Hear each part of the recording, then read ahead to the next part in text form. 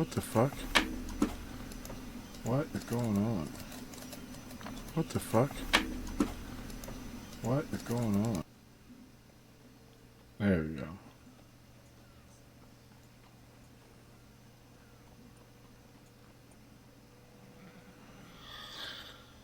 Well, that was certainly fucking weird. Alright. Alright. That's not what I was doing.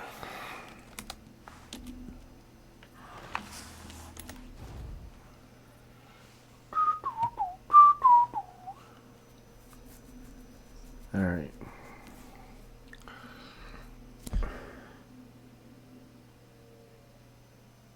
Alright.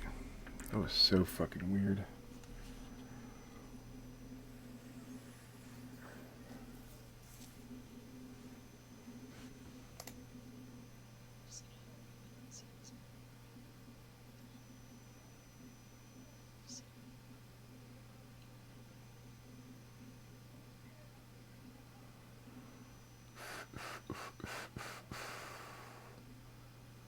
Why I don't feel good.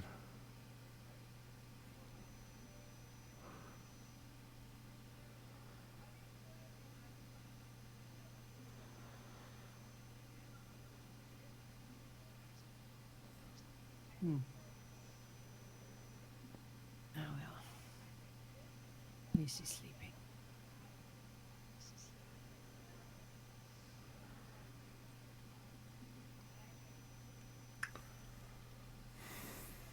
It's hard to recommend with the safety precaution I've been telling people if they're going to him to remove your weapons and such.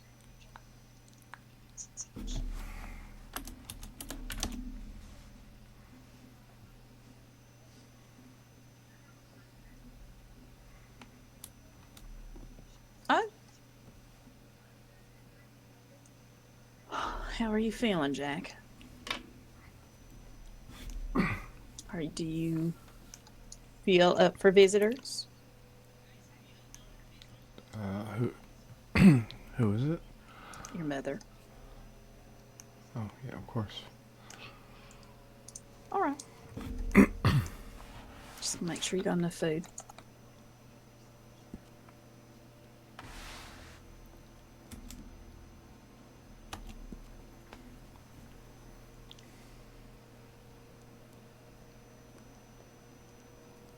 Hey, Jack.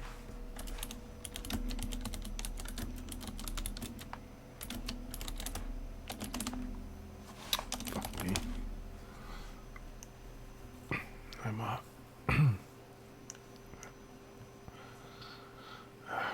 How are you? I'm good. I'm good. You, on the other hand, yeah, I got your letter. Oh. Again, hate standing up here. I'll just come down here to your level a little bit more. I need you to listen to me very carefully, okay?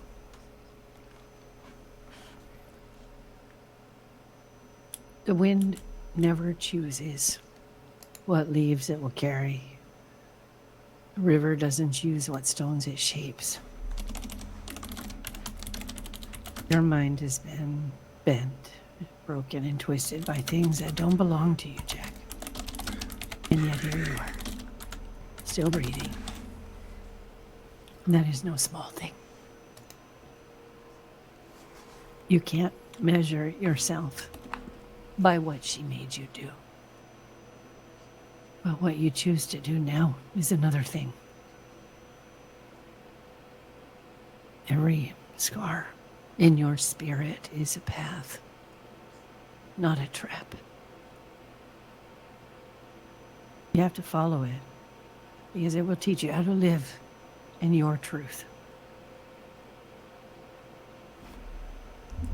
You aren't broken beyond fixing, Jack. Your story is still being written. And I promise you that the next chapter can hold the light that you look for. You're the one holding the pen. It's not just me, though. It is you. It's always been you. And you can take control. You have everything you need in you. You have people around you who love you and will be here for you. Always. I can't have you give up, Jack. And when I read that letter, it felt like you giving up.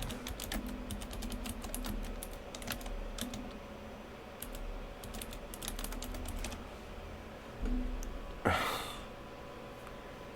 wasn't giving up.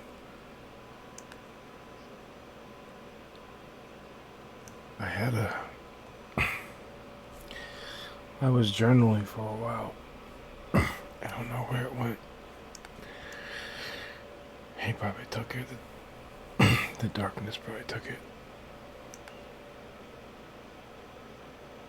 I'm choosing not to call him by his name.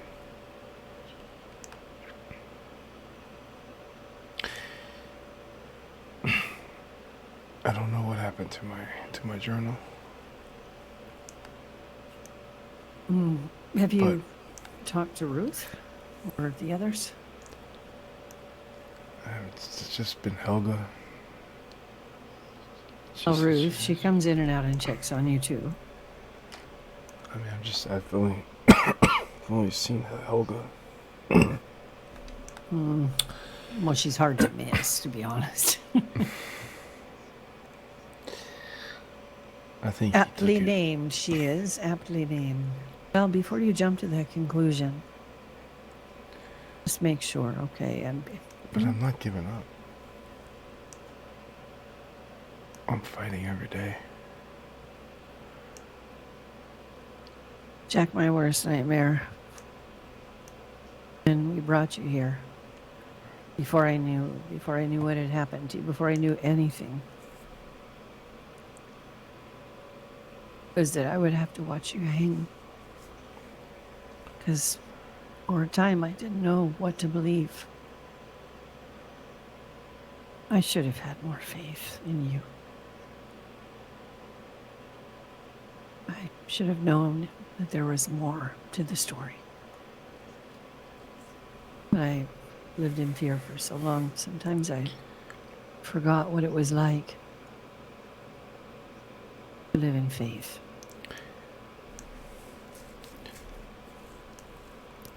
Hanging would have been the easy way out. How would that be easy, Jack? How would that be easy? Who would it be easy Because for? I would have to For sit me, there. Jack, that is not the easy way out. it is, Ma. Jack, I know now I have to live with this forever now.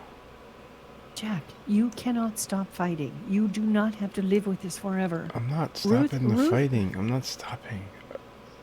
I have to fight every day is what I'm telling you. What is it do you think you have to live with? You don't have to live with Him. him. Yes, I do. No, you don't. He's gone. He's not gone. Jack, He'll never be gone. And I know Jack, a this memory. now. A memory is not the same thing. It's not the same thing. A memory is not him. It is a memory, Jack. That's It's not a memory.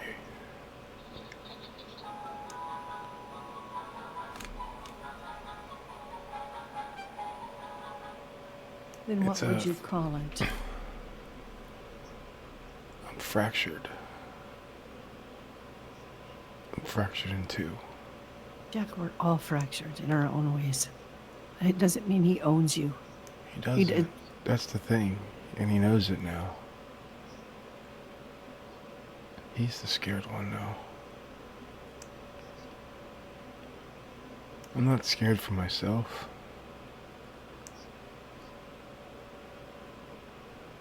I'm just scared if he ever does come out. Jack, I know that you will find a way to be sure that he's gone. that Ruth will do everything she can to help you with the trauma that your brain has experienced, your soul. But a lot of it is up to you. If you sit here and you say the words, as long as you keep acknowledging that he exists, it's going to be harder for you to drive him away.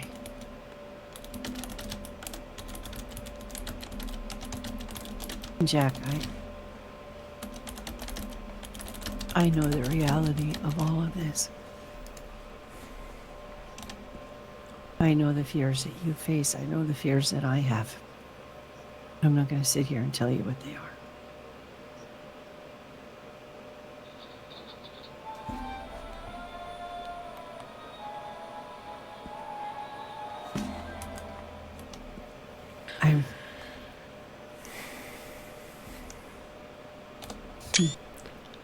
You're so handsome. You know that? So proud of you. Always been proud of you. You're always a part of me.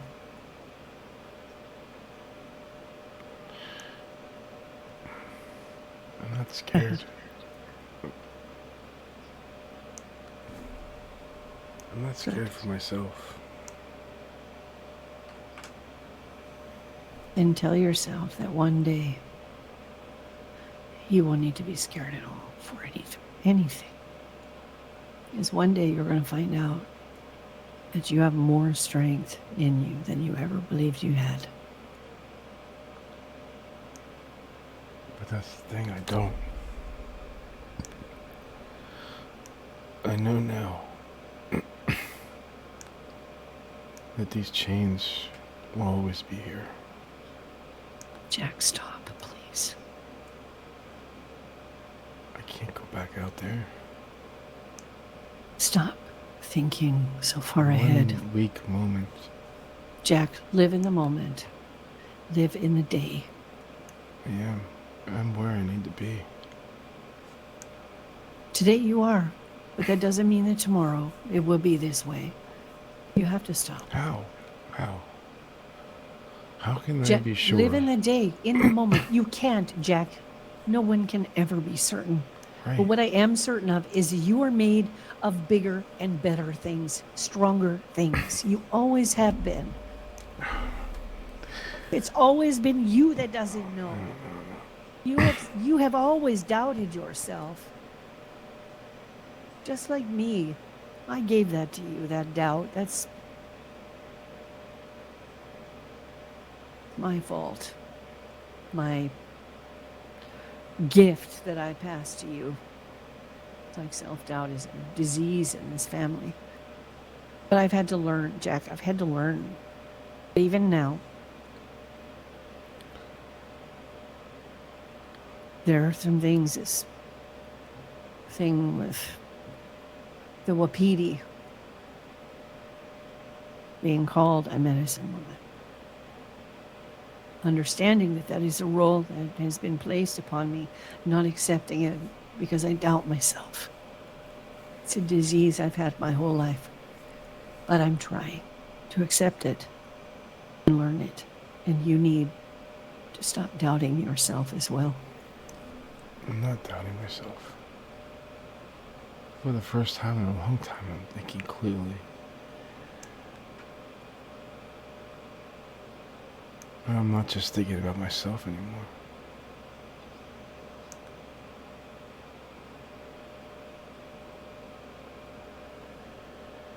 I'm thinking about everyone else except for myself. Jack, you speak as if this darkness is you. But it's a not. part of me. Jack, it was put in you like a thorn that someone drove into flesh. It is not born in your spirit. You are not the storm that passes through you. You are the ground that chooses to take root after. You feel this thing inside you because your spirit is still alive enough to resist it. And if you were really lost, Jack, you would feel nothing at all. I'm not Don't. lost, but I You've can't got to get rid stop of it. wasting your I strength can't trying get to rid of tear it it. out in one motion, Jack. Even the oldest of healers know that poison comes out slowly with steady hands and patience. And every time that you choose mercy over cruelty, every time you stop your hand when it And then wants the to one time I strike, don't. The one time I have a weakness, a moment of weakness. you can, Who gets hurt then? Jack, Who's the next one I hurt? Jack. Again, you doubt. What if it's you? I've already broken your heart and almost Jack. put you in the grave myself. Jack. I am not worried. I've had a good life. I've had a good life. The best, really. Despite it all. I cannot worry about that, and I won't. You have to fight. Not with rage. I'm fighting. Not I with am rage, fighting. Jack. This isn't Will. rage. It's not rage. Know who you are beneath all of this, because I will stand with you always in every step you make towards back who you are. Promise.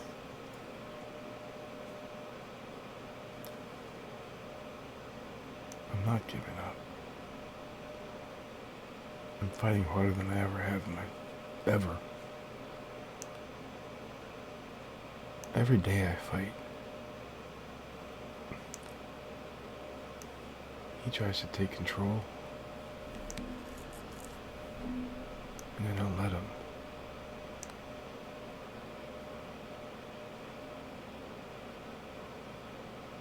And he knows it now.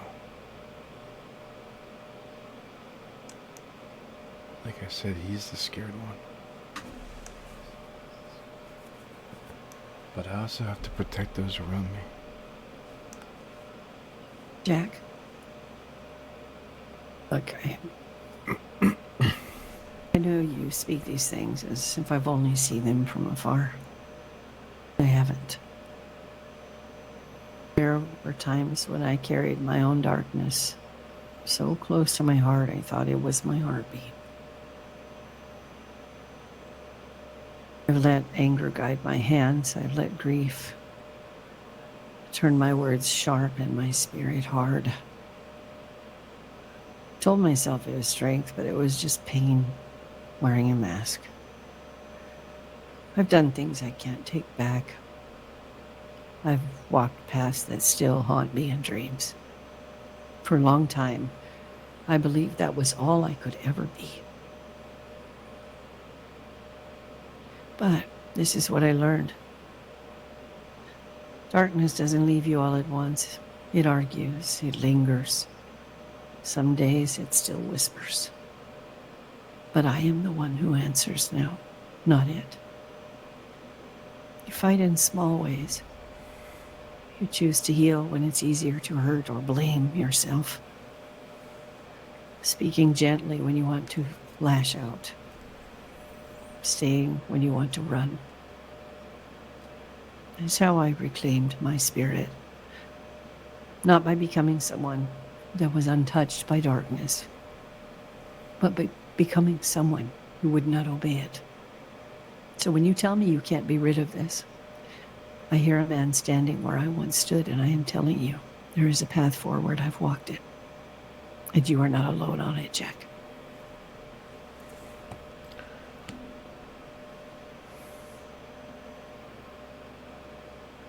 I love you.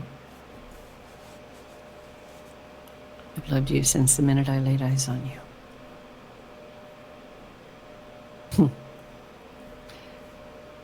Since the minute I laid eyes on you.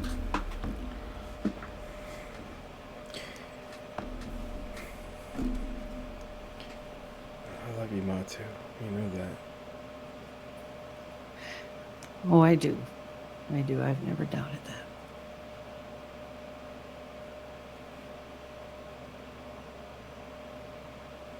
I have never doubted that. I'm seeing things so clear now. You listen to Ruth. Follow her advice. She is wise beyond her years, really.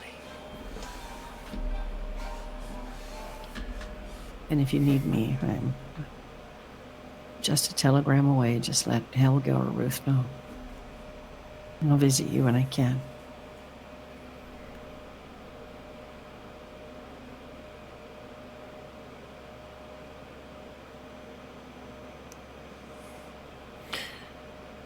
You think I could get another journal? Yeah. Let me go see if I can find something for you to write in, okay? All right. Yes. I'll be right back. I don't know where the one I had is. I don't know what he did with it. He didn't like me writing in it. Yeah, well, fuck him. I'll be back. I'll get you another one.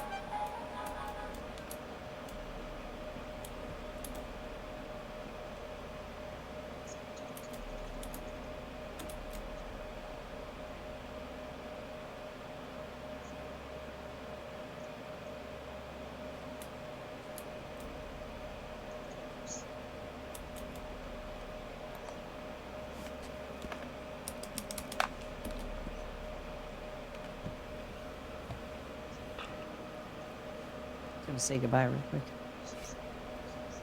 Oh. I think Ruth has some good news for you. She'll have a new journal for you. I'll let her talk to you, okay? Okay. I'm not giving up, I promise.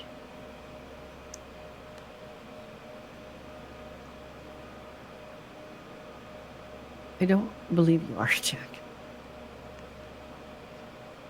Have you heard from Gypsy at all?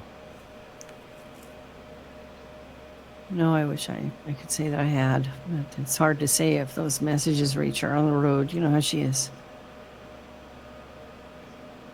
You think Helga could get a letter to her? I'm sure she can try. She can try. And Ophelia. If I hear from you, I'll let you know. I will check roads again. I've heard word that she is working there, but I have yet to find her. I will try. I promise. All right? I've thought about writing her too. You don't need to. You don't need to write everybody all at once, Jack. But if you feel like you must, do what you must. Do what you feel. Oh, it helps. It helps to write. I want you to remember something. This is for you. Chantilula. Chantilula. Passion, pain, and strength of spirit.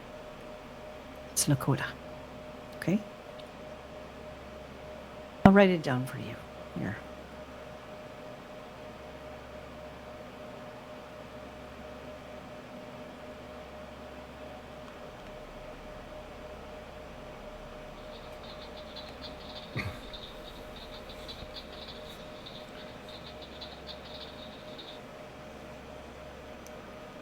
I love you. How was Spencer? I like the guy. He's good. He's good. Is his finger okay? Yeah. He really likes you. He's taken to you. He swears he's going to see to it that you're all right. And I believe him. I believe in him.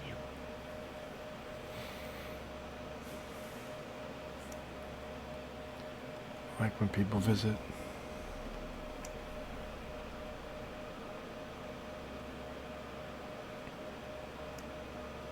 It breaks the monotony.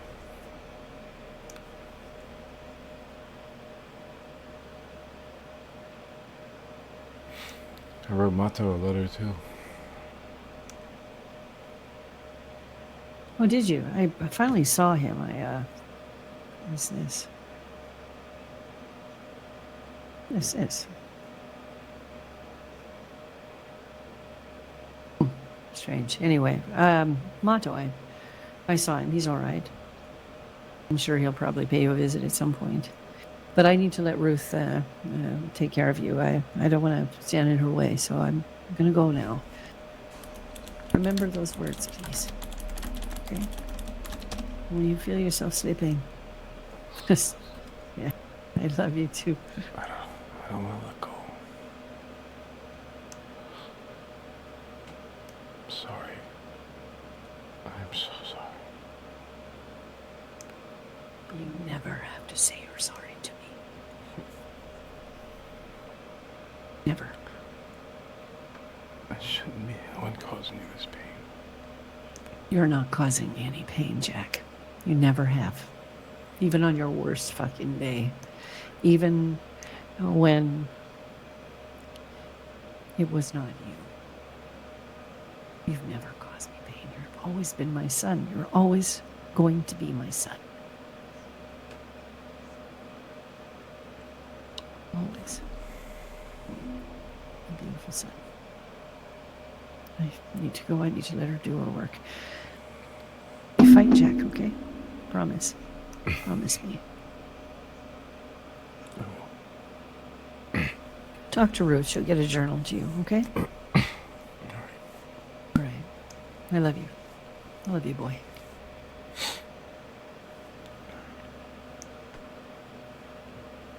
I hate leaving you. So much easier when you're tiny and I can just wrap you in a blanket and hold you in my arms, be beside me and just sleep next to you the whole night long. Those days have come and gone, but I still think about them and I still hold you. Good night, Jack. Did you burn those clothes? The Not ones I in asked you to? So many words, but I put them where they will be safe. They will never be seen or heard from again, and the spirits of our ancestors cleanse them and see to it that they go where they belong. I don't ever want to see him again. You won't have to, son. You won't have to. Love you.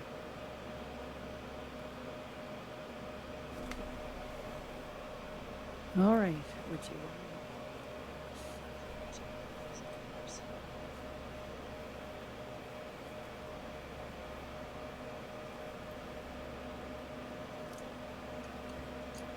How are you sleeping? I'm sleeping very well. It's good. Helga's been worried about you. She always worries about me. Well, that's good because you don't really like too many people.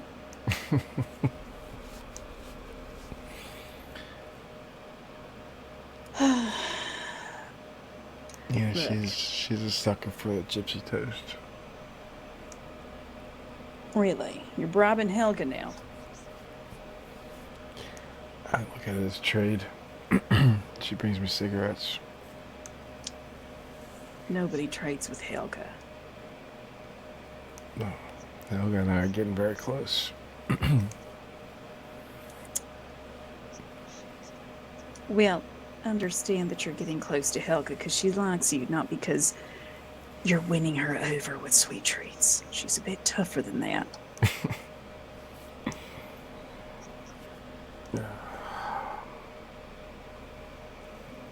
You want your journal back? You have it? Helga found it. Helga found it. And unfortunately, as your doctor, I did read it, and it shows that you are improving quite a bit.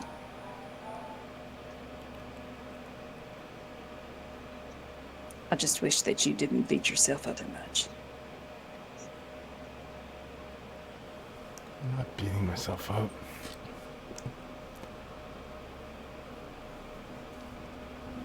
I am sorry for everything I have done. Oh, honey. I know that you need atonement. But unfortunately, it's not going to involve a bunch of lashings and beating you up. At least not from me. No, I didn't envision that at all. It's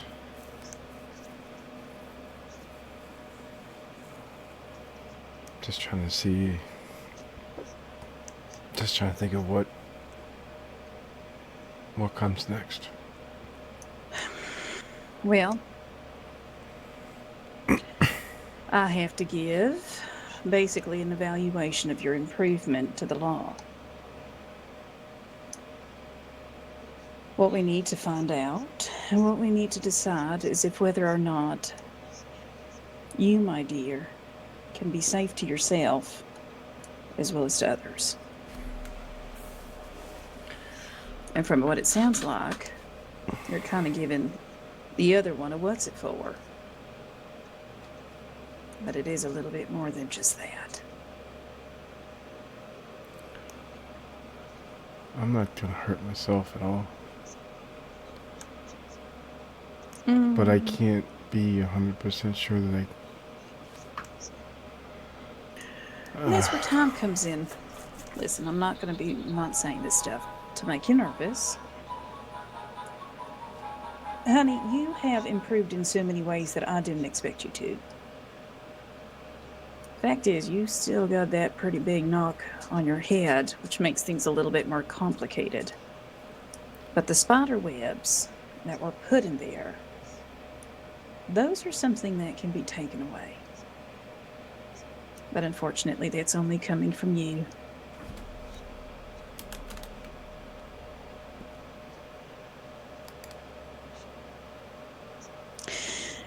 The thing is, my dear, when people look at you, they don't see a monster.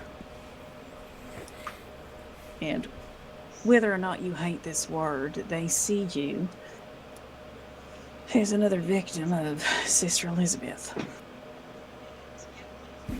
Something we've seen many times before.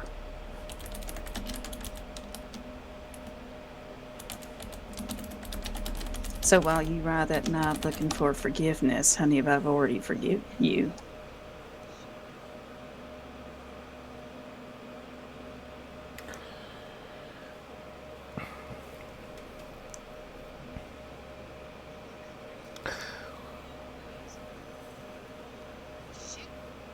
I think I'm scared. Rightfully so. I think you're going through something that not many... Like what a moment of weakness would mean for me. Well, that is a question you have to answer. Do you think that when you see a fire, you're going to put your hand in it? Or do you think you're going to be smart enough to be like, no, fire's hot, fire's bad. We don't put our hand in there.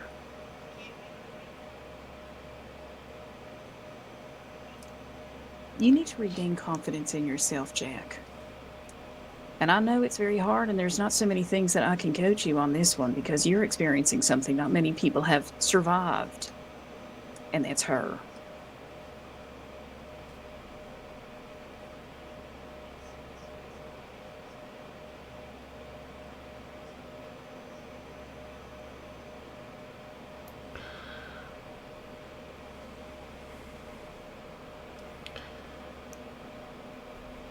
It's easy when it's quiet. But out there,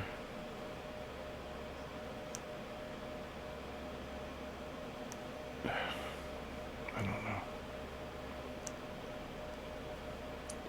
And unfortunately, we really won't know until we try. But that is something that we're going to have to convince the law that we can try to do. Or we don't have to. You want to be locked up to this bed? There are worse things. That is very true. I've been thinking about it a lot, honey. And we do need to come up with a plan. But from what I see and what I hear, you do have to start believing in yourself a bit more. There's this story I once heard about a man living in a cave. Some ancient Greek philosopher, hullabalooby, I don't know. I've seen it at one of the fairs that we did when I was little. Don't remember all the details. But this man was living in a cave his entire life. And he had food in there, he had everything, but he was living in a cave. He was living in squalor. He was, he had a little corner where he liked to piss some shit, and then he had a little bed of, I would assume, moss and lichen that he would go sleep on. It was a very humbling experience, humble abode. And then one day, he just kind of felt like exploring. He got a little bit of courage inside of him. And then he found the cave entrance. And he was terrified. He saw the world. There was no ceiling. It was a blue sky. There was wind and there was rain and there was this hot sun as well. And he got so scared he ran back into the cave. Some time had passed and he was living in fear. He was still trying to grapple with what it is that he saw, and he would draw pictures on the caves all about it. He'd have nightmares about it. Then again, he started thinking, and some time later he went back out and he went to the cave and he saw the blaring sun on his face and he got scared again. The thing is, he never got the courage to go out and look, because this man's whole life opened up in front of him. His life was no longer that cave. His whole world was so much more. Jack, what you're dealing with is the fact that you have seen the side of yourself that a lot of humans don't like to recognize. We all have the capacity to be sinners and saints alike and everything in between. You have found that side of you more directly and involuntarily and by force. That fella is you and you are him. You have to recognize that, because that's when you start forming control. It's easy to kill people. It's a lot harder to be kind. So while you may see that side of you as strong and powerful, I think we've determined already it really ain't. You can overcome this, but you can overcome it. But you have to see it for what it is. I think that's what scares me the most, though. See, that's what Ma doesn't understand. That it'll never be gone. Like, it is a part of me. It's always going to be there. He will always be there. Your mother never wants to see you in that light, because she does see that side of you that she loves the most. The part that makes you you. We all have sides to ourselves and things we never want to think that we do. But here's the thing about humans, and your mother knows this. I think for the most part, your mother is just trying to reassure you because she don't want to see you scared. But like I said, every person is capable of doing things they never thought they would, because you only know yourself when you are put in situations. And now you have this unique opportunity to get to know that part of yourself. But just because you get to know it and just because you accept it as part of you does not mean that you're a monster.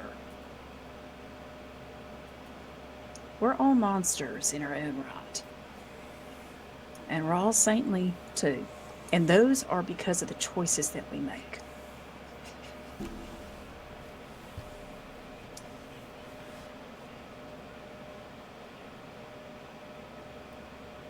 And if I falter just a little bit, who gets hurt next? Oh, I don't know. Some asshole riding his horse too aggressively and bumps into you. I don't know. Those are questions that we can't answer.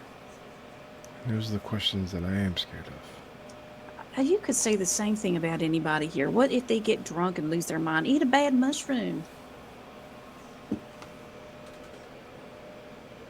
We can't be scared of the things that we cannot predict. What we can do is know ourselves, accept ourselves for who we are, and then we face the consequences of our actions, be it good, bad, or indifferent, every single day.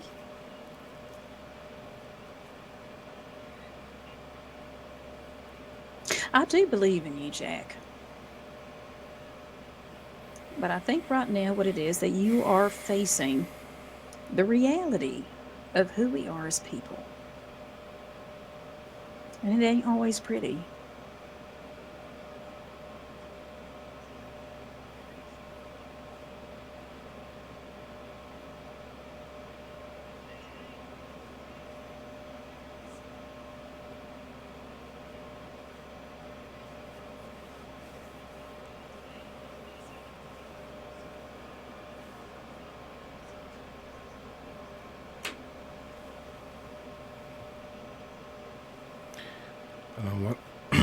I don't want her to worry anymore.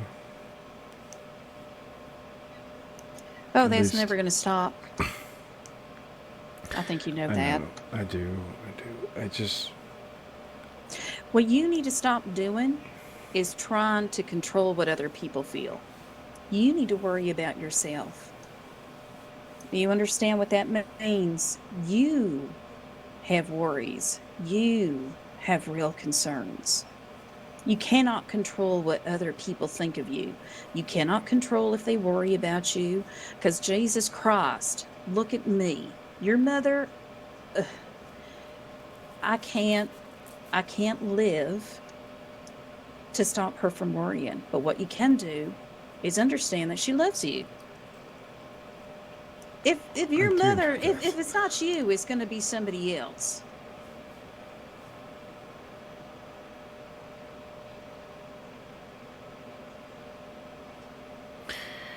Can you at least give her this? Jack, I don't like that tone in your voice. No, give her this so she can read it. So that she knows I'm not giving up. Well, the letters that you sent us kind of sound like you are. I see it a little bit differently, but it does give me a little bit of pause. Because you have this tendency to think that if you go away, it makes everything better. No, I think it just makes it safer. No. I think we've already known it don't make it safer.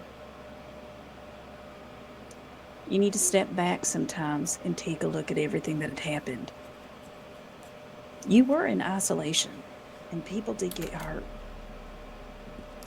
Sometimes the best thing that you can do to make it safer is to face your fears head on, not run away. And you're talking to somebody who ran for years. I don't see it as running. I see it as me taking it head on. Like, Isolating yourself. for the better of others. It ain't for the better of you. But that's the thing. It's not about me.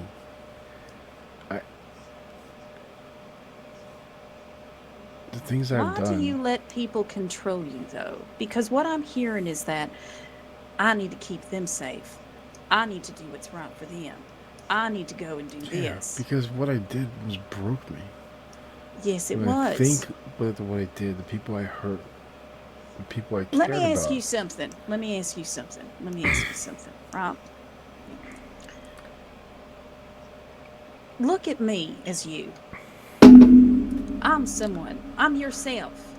Look at me as you. Would you tell me to piss off? Or would you tell me, hey, I think you can do this? Because in reality, I'll need you to get better. That is what's going to keep people safe. I need you to face your fears, get your confidence, get your courage. That's what's going to keep people safe. This doubt in yourself, that's not going to keep you safe.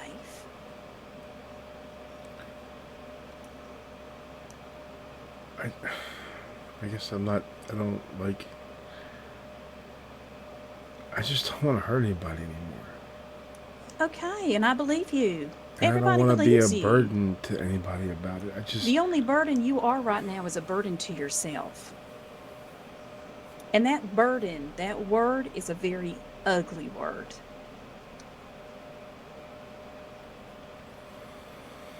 Jack, if you were a burden, you would be dead by now.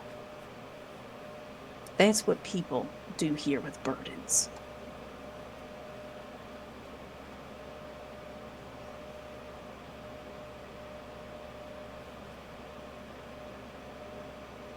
Jesus Christ, I wouldn't be running a hospital if I thought that every injured person was a burden. Literally be working with Miriam over at the Undertaker's.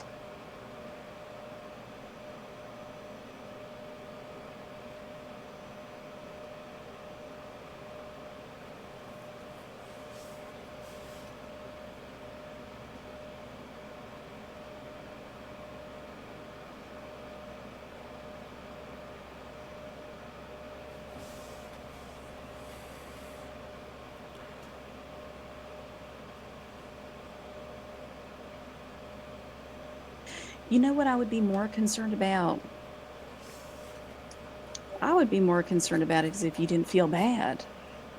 I would be more concerned about it as if you didn't express guilt or feel guilt. That's when I'd be more concerned. But I see you. I see that you're hurt. I see that you're injured, and I see that you're confused. Those are treatable. But some of these things, honey, you're going to have to do yourself. I can provide you the space. I can provide you the tools.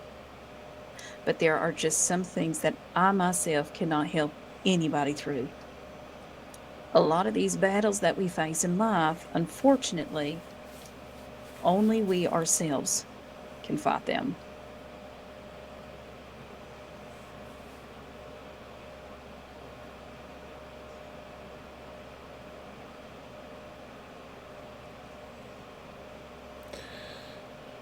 You know, I write those letters in that journal because it helps. It makes me feel better. You know, it helps me. I see that. And it also weakens him a little more each time. You want to know why? Because you're going through what we call the process of guilt, and you're coming to the point of acceptance. Because the more that you recognize that what he did was wrong, the more you unravel the spider webs of her.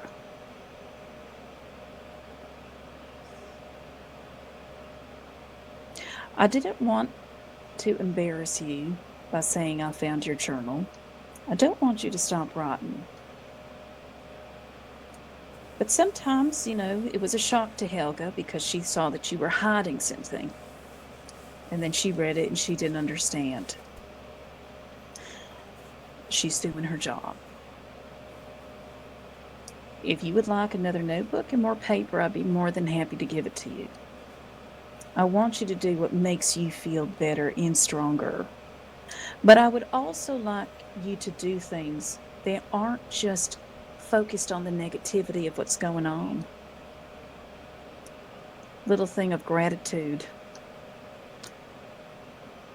Writing things that you're thankful for. As cliche and corny as that sounds, it really matters. And I have been trying to drill it into your mother's head that words do matter. It's start talking about yourself less as a monster. Be grateful for the things that you've overcome. Be grateful that you're standing here right now. Because let me tell you, things were definitely a whole lot different a month ago. Be grateful for that. You did that. You see what I mean? What did I do? Jack. I mean, I don't mean it like that. I'm just.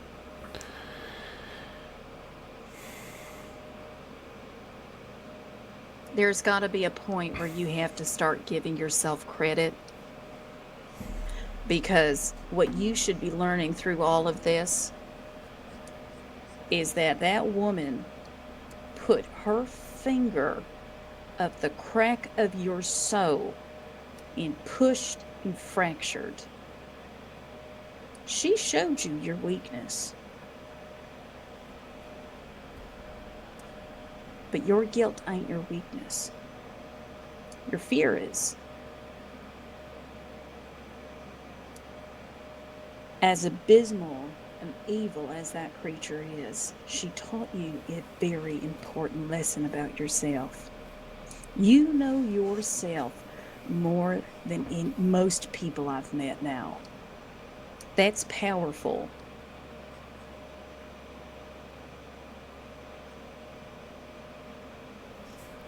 Let's not focus on the future. Let's just focus on today. I don't understand that though. I don't like.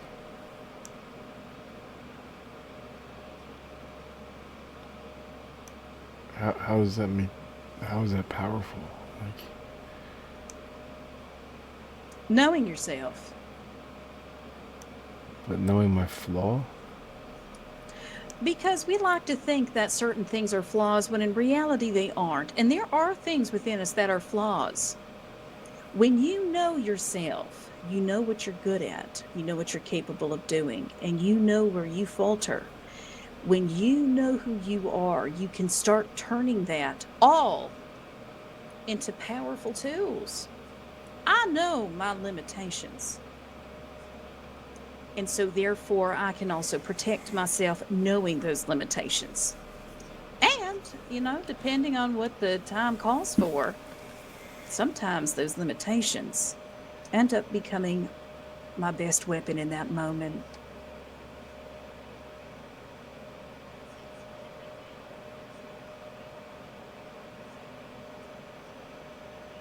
Like, for instance, I am terrified of grizzly bears.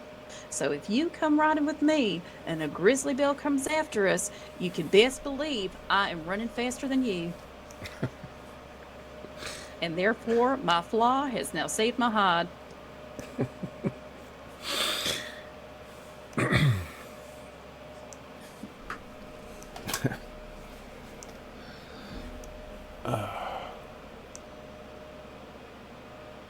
Grizzly bears. Mm-hmm. And let me tell you some fuckery. It's possible that we have an overabundance of grizzly bears that are pushing wolves out of their territories, which is why more wolves attacks are going on around here, and the commissioner has to call a Cullen. And now we're finding that there is an overabundance of grizzly bears. So you can understand how uneasy I feel having to go out and save people.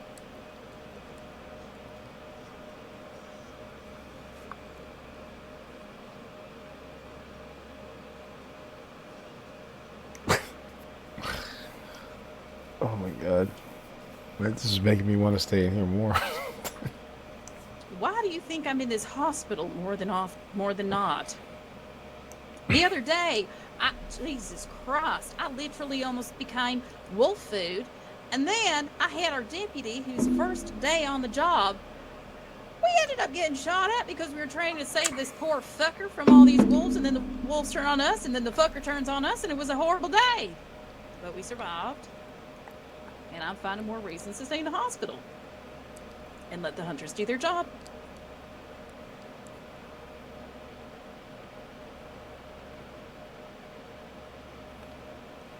Everything is a balance. You just gotta find yours.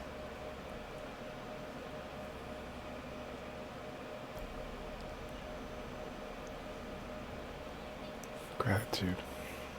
Gratitude. Hard lesson I had to learn. Because believe it or not, Jack, there is a part of my life that is not too dissimilar to the journey you're going through.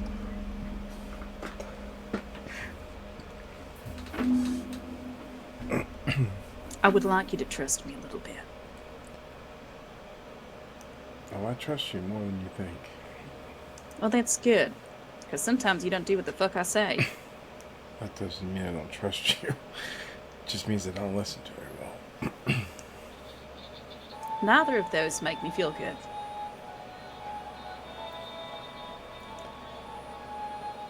I mean, I've always been... Let's not go down that road, okay? Let's keep the happiness, okay? No, I was just saying I've always been one to skirt the line of boundaries. Uh-huh. I know. And you got burned a time or two as well. Listen, I understand that a lot of people have to learn things the hard way. Because unfortunately, I had to do the same thing. It's embarrassing me to say. Can I make a small confession to you? By all means. I did rob those graves a while back. Okay, yeah, we know. What do you mean you know? Jack! When I tell you that you're not as slick as you think you are, please understand I'm saying we see you, and this is your warning to stop. You could have been arrested so many times. They didn't bother because you're not a bad person. You're just sometimes stupid.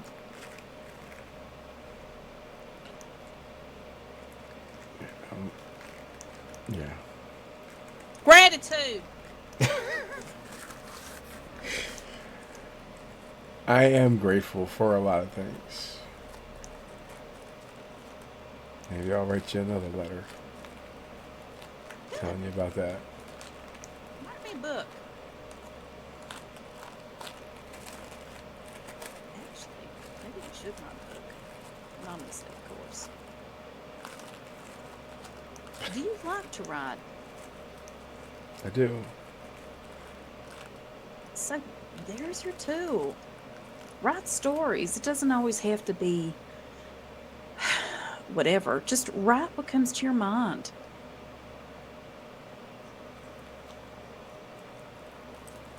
But let's first work on gratitude. I'm all over the gratitude. Amazing.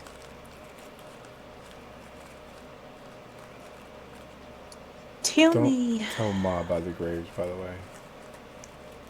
what makes you think she don't know? I like to think she doesn't know. Jack, she knows. We all know.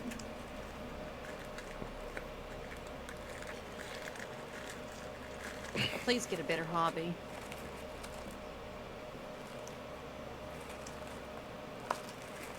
I mean, serious, because you probably will get arrested if you do the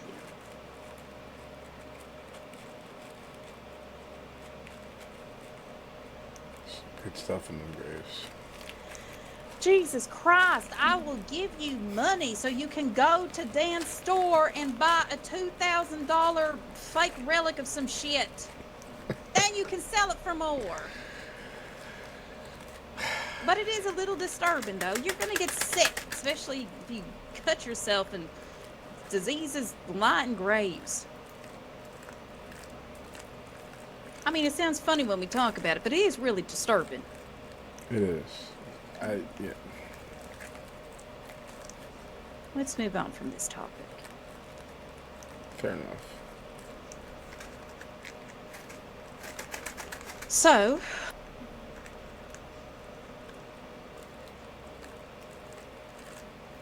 tell me about your dreams and tell me about the other one.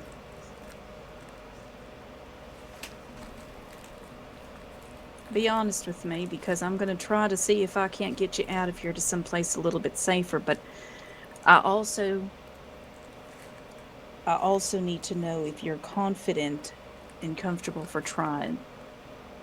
But we have to kind of be honest with ourselves here at where you are. And I will trust you.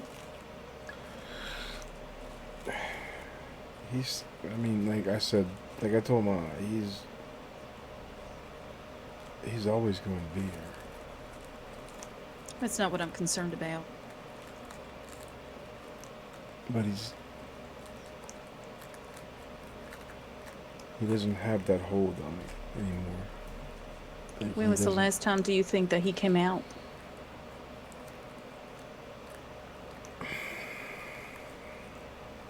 I mean, he's always trying.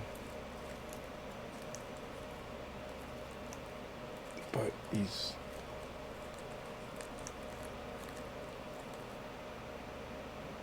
he just doesn't have that I don't even know how to explain it. He doesn't have that grip anymore. You know? Basically, he's just kind of that nasty voice in the back of your head. Yeah. Yeah. Like he doesn't tell me what to do anymore. He suggests things like I'm very well aware of that. and then he tries to come out like when I'm tired.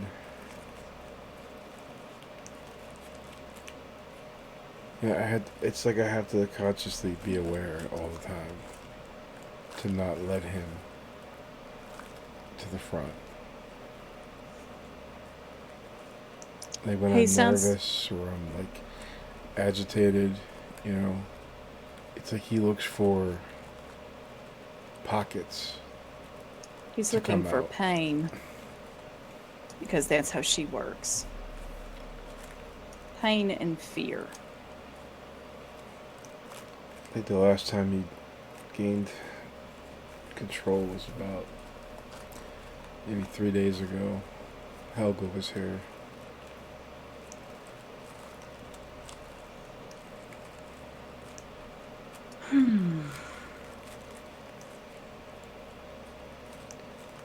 He was here only for a short time though. Mainly just stews and makes comments in the background, you know. Tell me about your head. Have you been experiencing pain with it? A little bit, like at night. What does it feel like? It's like a dull ache, you know, like Mild one of headache? those headaches behind, like it's behind your eyes, you know, like just like heavy on your eyes. Well, that is a huge improvement. It's not sharp anymore. That's good. I think that sharpness came from that infection. I think that infection was a bit more prolific than we thought. But also, I think a lot of it is that you've been getting some good rest and some good food. That plays a big part Yeah. of it. You ask about my dreams. Hmm.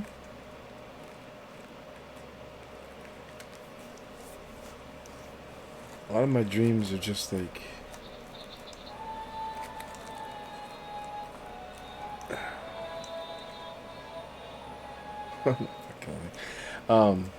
it's like it's always me riding a horse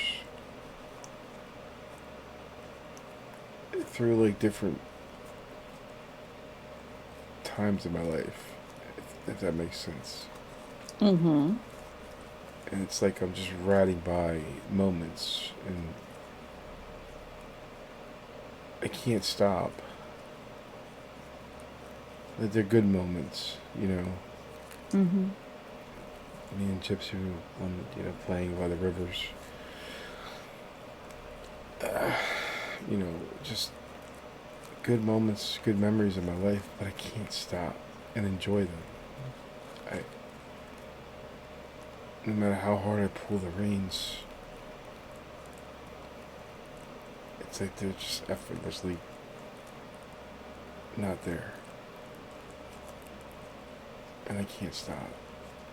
And I turn around and everything just, memories just fade and they're gone. And it always ends the same. I come to an edge of a cliff and the horse is gone and it's just me there.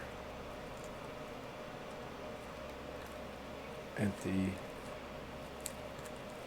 fields and just nothing. You want to know what that is? I don't know if I want to know.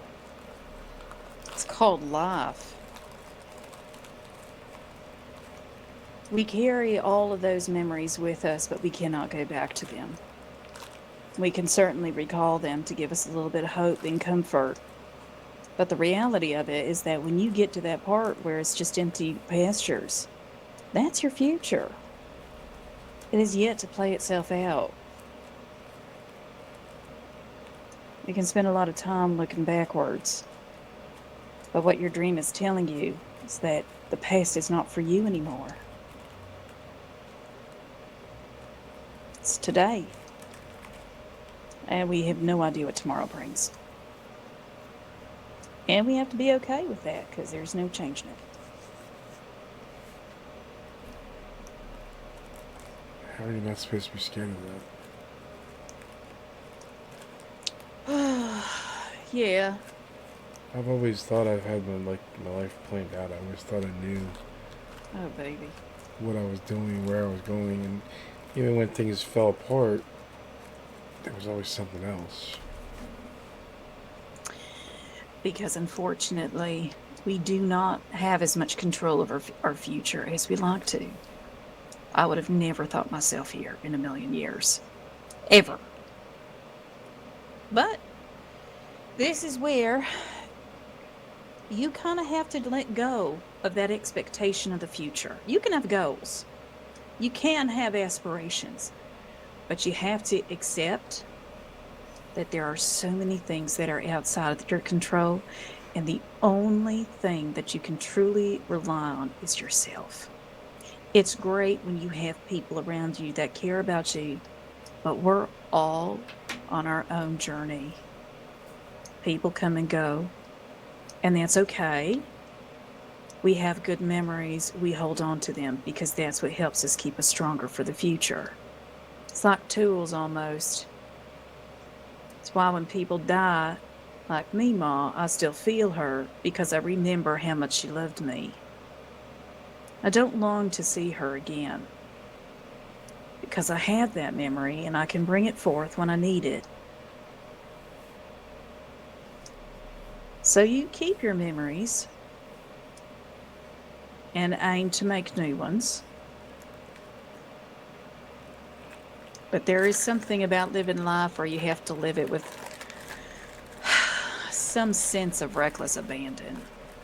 Because as much as my cards tell me a lot of things,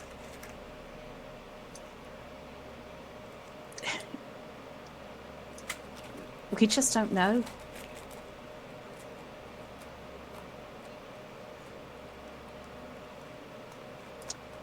And this is when you just kind of say, fuck it. Do your best. See what happens. It's that professional diagnosis there. Just fuck it. Consider it wisdom.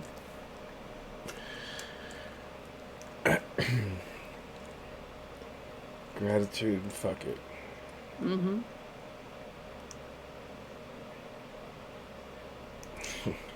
I'll tell you something about myself. I'm afraid too. I have plenty of fears. Wait, you're And- afraid? Oh, Jesus, you sound like your mother. Yes. I just told you I'm afraid of grizzly bears.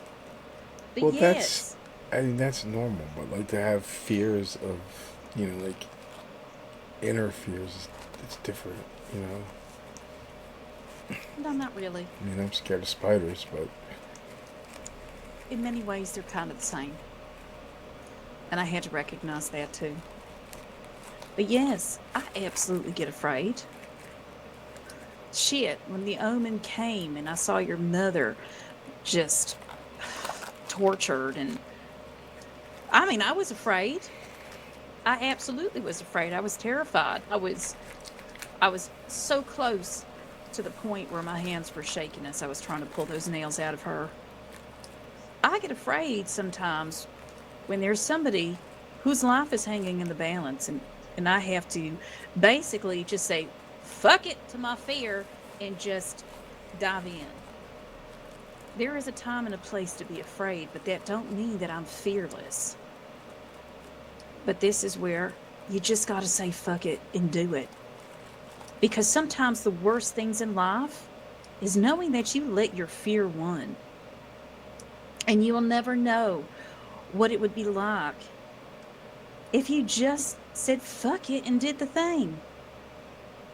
I mean, we've been through terrifying moments in this state, just alone. We had cannibals coming after us.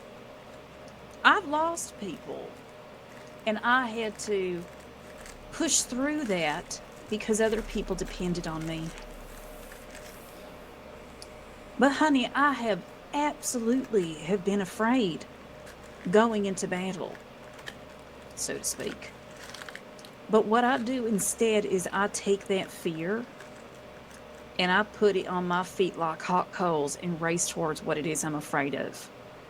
Sometimes it don't always work out, but a lot of times I can sit back and I can say I did the damn thing. We're all afraid of something, Jack. It's what we do with it. It's the decisions that we make. Shit. I had to come to a lot of acceptance of a lot of things, especially when I became a doctor, because I couldn't drink. I could have, but I chose not to. And I said fuck it and decided to face my fears. And I am so grateful that I did. And it was hell, but I did it. And every time I get afraid, I think about all the things that I've overcome. I'm not trying to get rid of my fear, because it's healthy to have it. Like being afraid of running into a burning building. That's just, survival instincts. That little bit of fear can make you sharper. That little bit of fear can make you smarter. It's when it overcomes you, when it's a problem. yeah, but see, like the fear of running into a burning building, right? Mm-hmm. That's just or fear of a grizzly bear. That's fear of me getting hurt, or me, like that's a different fear. Like my fear, I don't Fear fear is for fear, myself, honey, is what I'm trying to tell you. Fear is fear. right? But if my fear What do comes you to think I was fruition, afraid of when I had to treat your mother? What do you that think I'm afraid of? she wouldn't, That's right. she wouldn't, That survive. she would die. Exactly. Yeah. I was afraid of that. I was afraid that I may not But be able to yeah, handle but this, that but I wasn't did caused by it. you. That wasn't caused by you. That's where I think the difference is. No, there If is no I difference, Jack. my You fear, caused harm, that is true. right? And I never want to do that again. But I You know will. that You're my going to hurt fear, somebody again. Not because you want to, but you also can't predict if you will or if you won't. You may never. I don't know, maybe you'll become a priest and never even hurt a fly. But you cannot be afraid of the unknown. I'm not What you talking need. about. I'm talking about like my fear is that I do have a moment of weakness, like I did 3 days ago. I And understand. what if he hurts? What if he hurts? Or what if he hurt Helga? Okay, Oh, like honey, she's not going to hurt Helga. just you're right, but I'm just saying, like like that's my fear, and my fear is that somebody else will get hurt because of my moment of weakness. That's I, what under- fear. That's my fear. I understand. I do understand. So what are you going to do about it? I don't Because know. I doctor's don't know. orders, I strongly suggest that you don't go running off into the woods with self-loathing. No, no, I'm not doing that. I don't. I don't even. Like those letters I wrote. I mean, I wrote those a long time ago. Those are the first things I wrote, and I wrote them because they were really just remorseful letters to people that I knew I hurt, or people I let down. And in writing those letters, I saw how it was affecting him. He didn't like remorse like he does. It's like beyond him. And then when he sees that I'm bringing that into us, that's what makes him scared. Yes, because it contradicts what he was taught. Yeah, and that's why I'm not giving up. Like, I don't know why Ma thinks that. Like, Because, look, I can talk to her. You're her baby. And she's scared and she's dealing with her own stuff and she's doing her own soul searching. Just when you hear your mother talk like that, just know she loves you. She may not have all the perfect words. It's not what it's for. Understand the intent behind them. She'll come around and she'll understand. Just she doesn't really know what's going on either. And I'll talk to her about it because I was very pleased when I saw what you wrote. Because that's Jack I know. As much as I don't want to see you in pain or sad or scared, you're facing it, and that's what's important.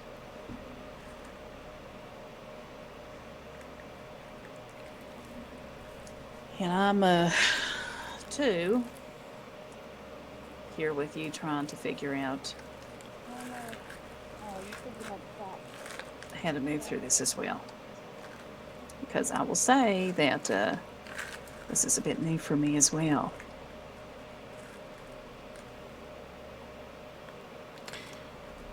you think he'll ever go away? And that fracture will heal?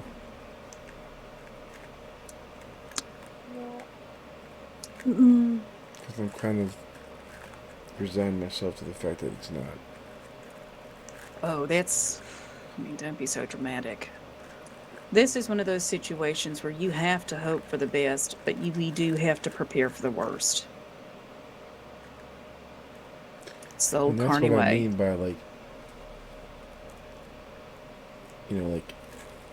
when I said to a bunch of people, like the noose would be too easy, like that's the easy way out, Well, it's not.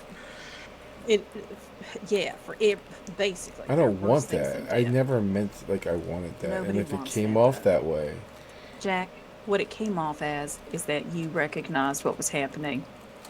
I mean, Jesus Christ, my boy. I mean, waking up to something as terrible as that and realizing that it was you that did it and you didn't know it, terrible thing. Oh, The thing is, not a lot of people have really gone through an ounce of real grief. not a lot of people really experience what it feels like to go to hell and come back. A lot of people end up going crazy over minor inconveniences in life. Their favorite dog dies, that's sad, but that's like the end of their whole world. And for me, sure, I get sad when my dog dies, but I've been to places where there are worse things than death. And I start to realize how lucky I was to have a damn dog to call as my friend. There are going to be a lot of people who may not understand what you're going through, and I don't think I could fully understand myself. And everybody reacts their own way because they don't know what to do. But what I can say is that there hasn't been anybody that has been calling for the noose. And that means something. No, I know that. I'm not. That's where it got. Like, my letters were misconstrued because I don't want that. I never have. I was just saying, like, that would be like. Look, I know this is going to be an uphill struggle, and it's going to be a fight every day of my life going forward. Maybe. I know that.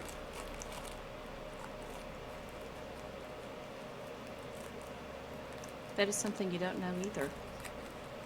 We don't know what's going to happen. But we can At hope least for the it's best and it's prepare my for the reality worst. now, right? Your reality now, yes. And you talk about gratitude. Mm-hmm.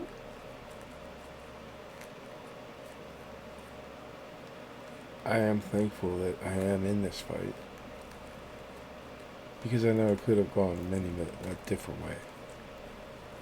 I could have easily, I could have easily paid for my crimes by hanging. People have But died for less. I am grateful though that I have a chance to, and whether I'm here chained to this bed for the rest of my life, or if I'm in somewhere else I want to use every minute of that time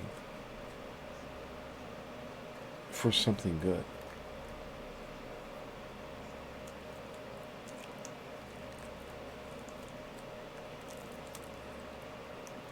Whether it be, writing or helping someone else, like whatever it is. And I am grateful for that. I'm grateful for the opportunity to still breathe. I have been exploring certain things to kind of help quell that voice. There are papers that I have been reading because I don't just want to put you on something that's going to, like, just a regular stress reliever. Because I feel like that's kind of the thing that triggers it. I am going to talk to Helga a little bit. I have yet to decide on a prescription.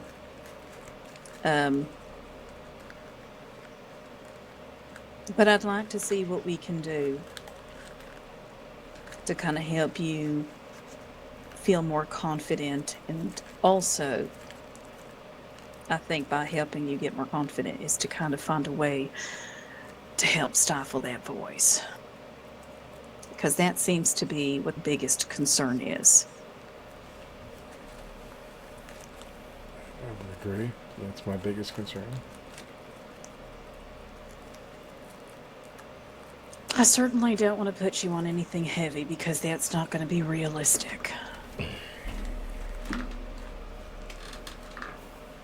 I know we've cut back on the opium and started with more gentler pain relievers. But I'm thinking about in those moments when you're starting to get concerned, if it starts to get too loud, if there's something that we can do to help that.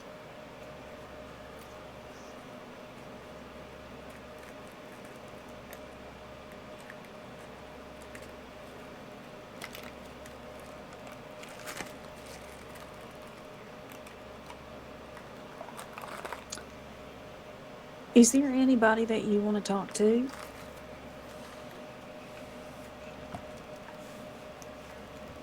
Anybody, really? Except me? Fuck you. All right.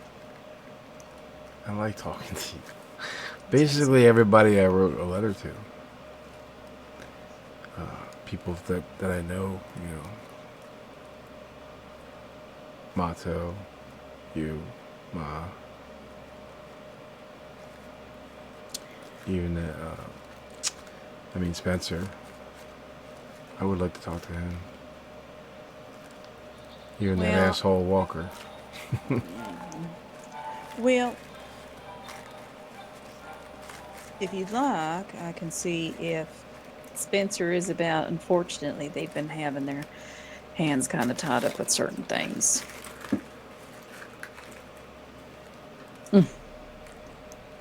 Some nasty business. Talking to people helps too, you know? Like, really talking to people. There was no one to talk to in that place, you know? It's What do you remember about that place, though, aside from her? The sheriff is concerned that you were abused there. By staff, specifically.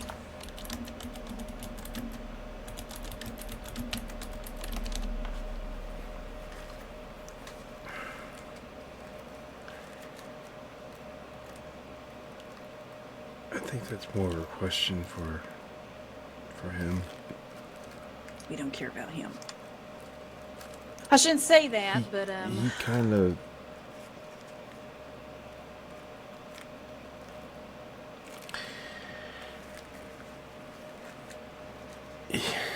I mean, he came out more when things happened.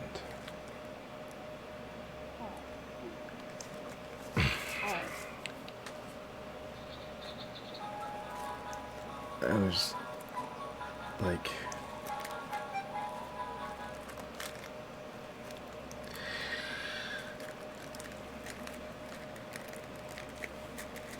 I remember a table with straps on it that would like invert itself, and they would strap you in that, and then they would like wet you with sponges and stuff, I'm familiar. and then the pain.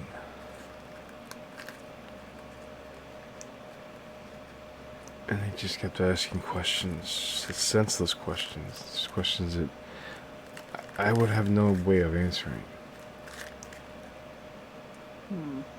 Like, you know, the dates. You know, who just asked me nonsensical questions that I wouldn't have no way to answer. And when I would answer them wrong, or if I wouldn't answer, that's when the pain would come again.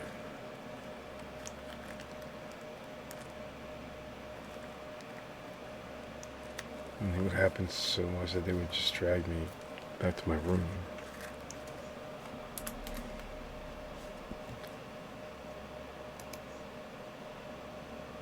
Yeah, asylums like that have always been rather questionable in the things that they do. But there was a study that was done that suggests that electrocution can help jostle the mind in somebody who's experiencing delirium. If I had to take an educated guess, honey, they were inadvertently helping that woman get into your head. Oh, why didn't we just kill her? The thing about her is that she used very similar things, except in a more torturous way. Not in a way an attempt to be therapeutic. Although I would argue if that had anything to do with therapy. But again,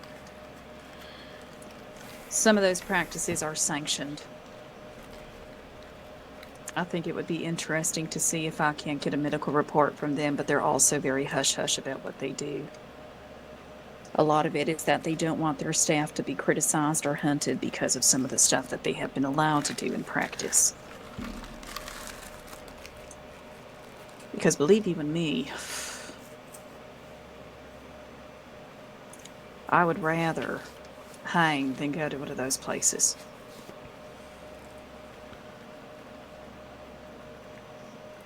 But I could also just be too brutal. A lot of things I stayed clear from them.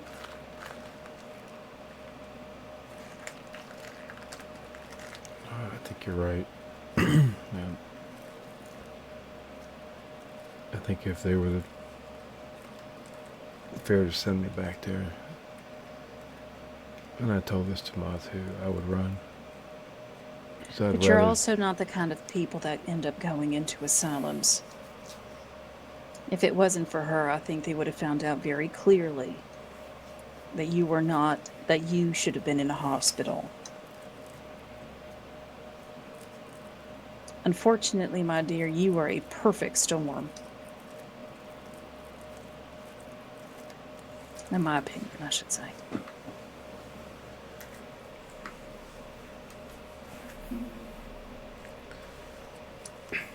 I'm not trying to recall too many negative memories, but what I know of her, I mean, they really made it easy for her. And I am questioning how many others she may have had influence in there without them knowing.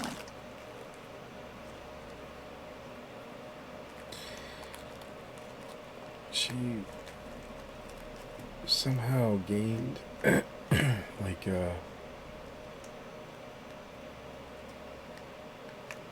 she had gained favor with the staff, you know, like Jesus Christ, she probably painted herself as a success story. They would have eaten that shit up.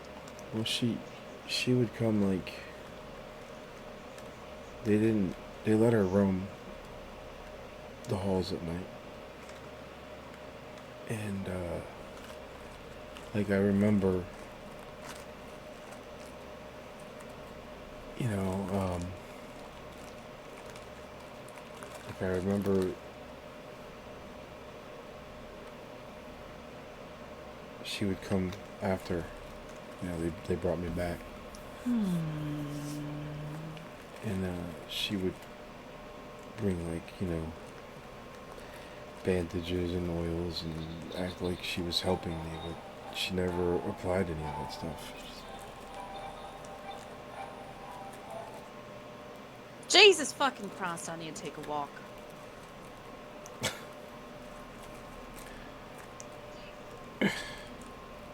Oh, hey, hey, Jackie, thanks for the raid. That was, oh my God, Ruth and I have been talking since you left.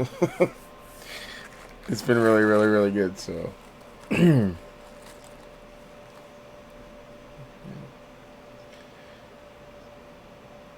she's gone. I don't even know what I said. Oh, I think she's gonna go shoot everybody in the asylum right now.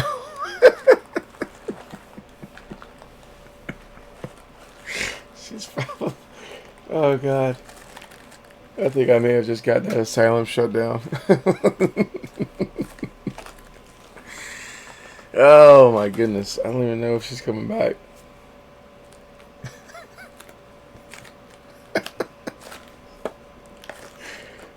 Oh God.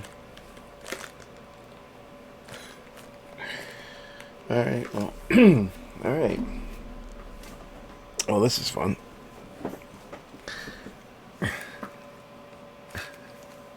Yeah, right. All I told her was that, you know, the Sister Elizabeth had gained favor with the staff, and they let her kind of roam the halls. Thank you. I do appreciate that.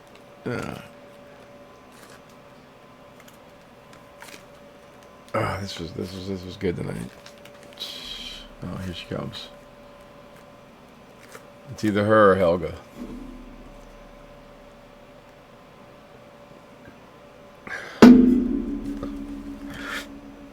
Oh God.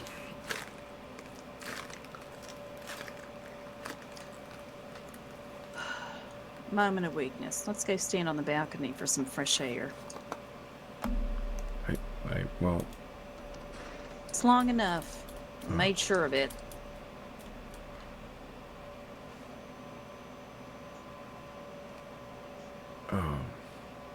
Don't be scared, come on up. You can't throw yourself over. It'll just be awkward. whoa.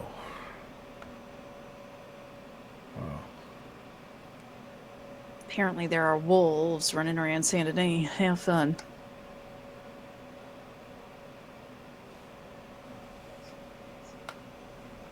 There's no stairs up to these balconies, right? No. You couldn't get to them if you wanted to. No, but wolves can run upstairs. You'll be fine. This hospital was a fortress at one point.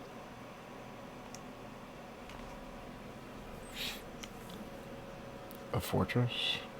When the Omen came, he blocked off the streets and such.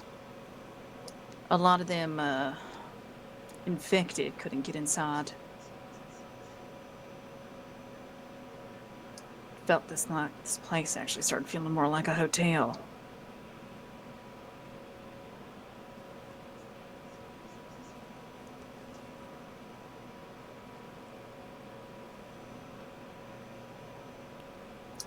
I have no idea why they kept her alive.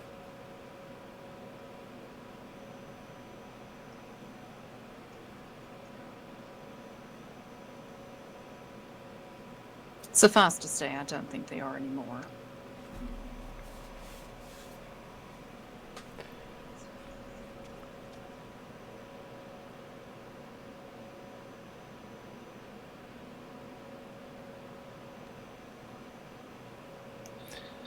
You know he doesn't like you. Oh, I'm sure he don't.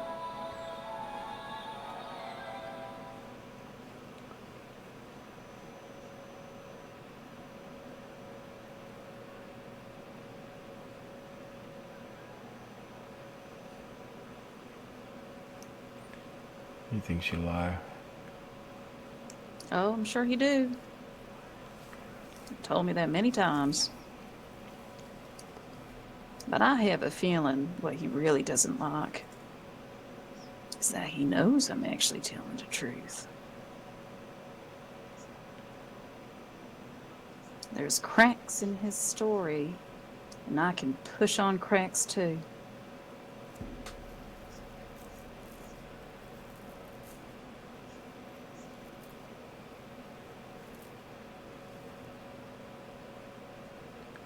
What are they gonna do with her? She deserves to be dead. Although it is a nice ending, but after this, she needs to hang. They have no excuse to keeping her alive. If any part of the Omen comes back, they are going to be held responsible for it.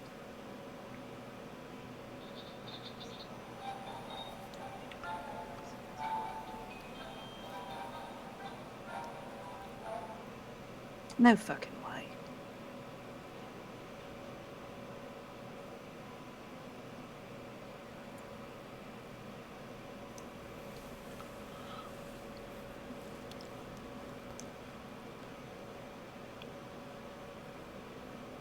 I don't think I ever could, but do you think talking to her would be a good thing? Absolutely not. Absolutely not. You just She said said what she'd she face wanted my to say. fears. Yeah, your fears.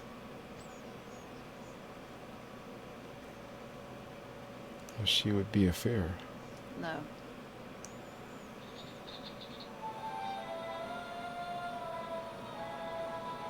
She is not a woman that you face fears from. That's like saying, hey, I'm going to go stick my head in this alligator's mouth and face my fears of him biting it off. I mean, when you put it that way, yes, that's okay. Right.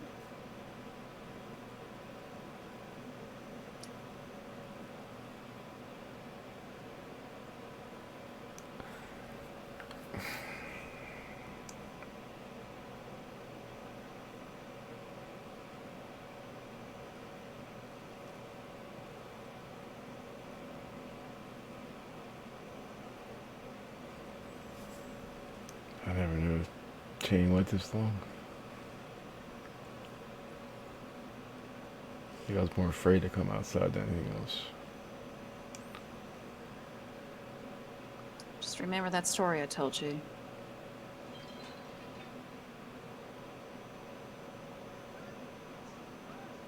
There is a second part to that story, actually, where people from the outside went into the cave.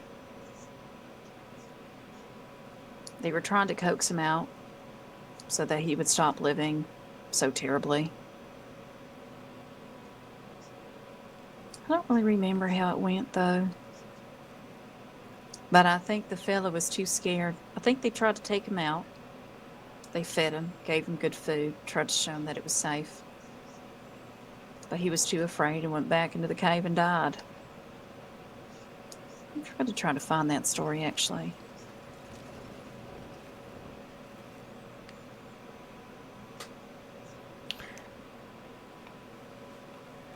It's always kind of lived in the back of my mind.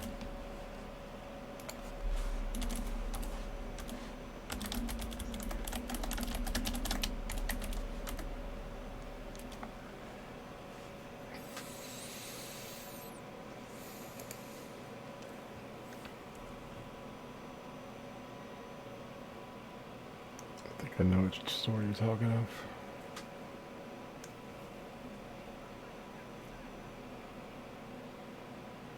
I'm pretty sure I twisted it in my head and how it worked for me.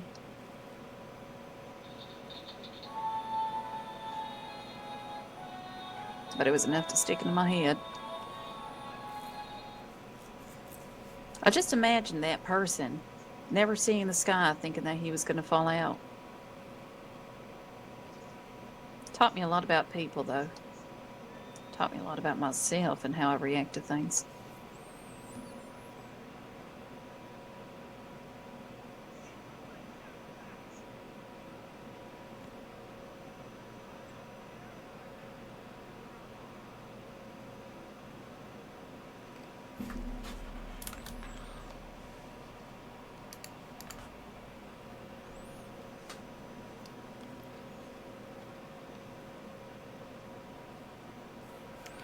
World seems bigger now. Sure is.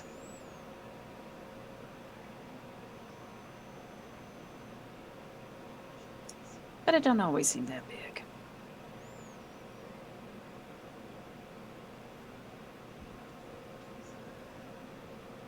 Who's that?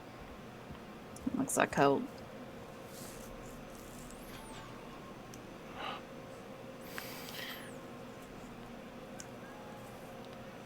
So many new faces. He's not new. New to me. Yeah, I do. Sorry.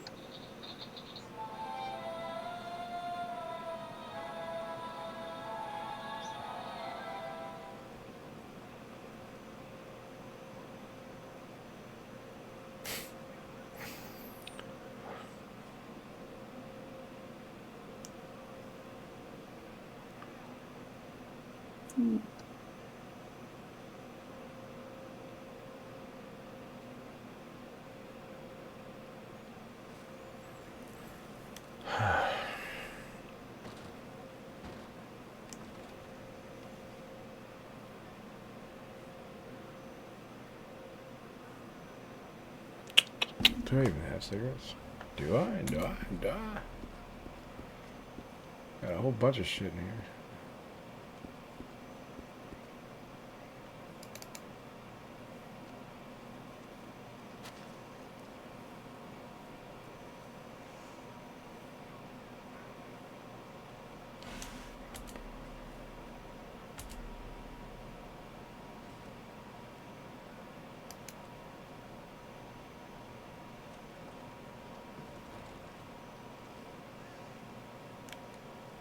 Do you want a cigarette? No.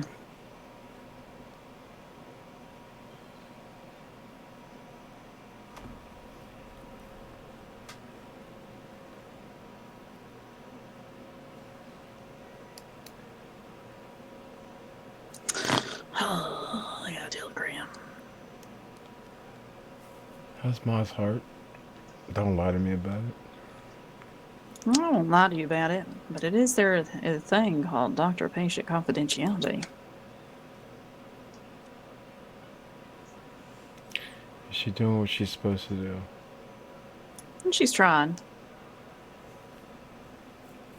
Unfortunately, it's everybody else around her that tends to pull her in all these other different directions, but, you know, that's something that she has to learn to navigate.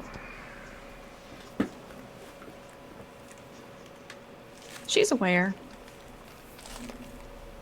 And she just needs to keep it under control. We have a plan to do so.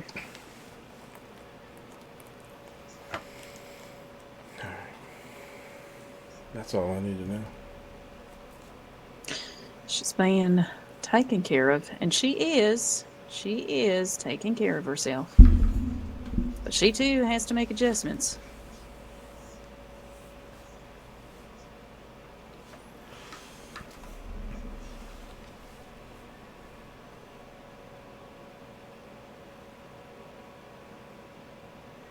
Let me go see what is on the telegram today.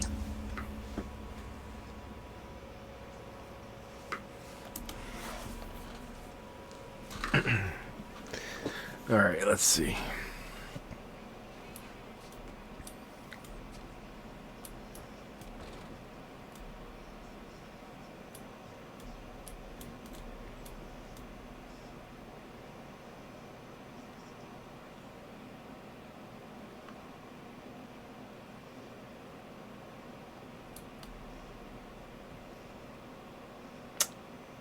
Is that Dreamcatcher always Hey there? there, Colton. Need some help?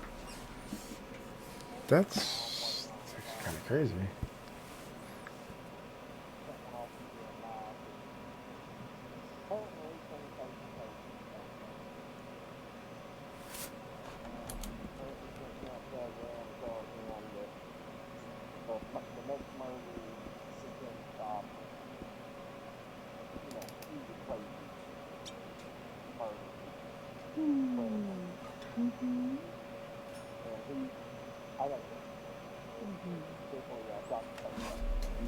Ow. Shite. Shite. No.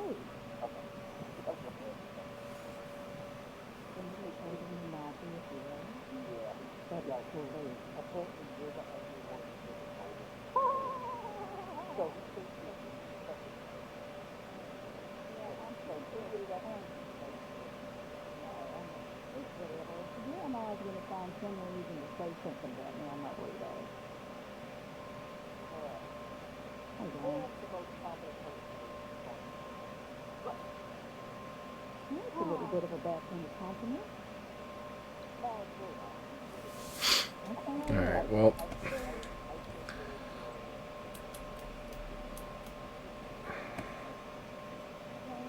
And I don't think anybody would think otherwise. Anyway, honey. Okay.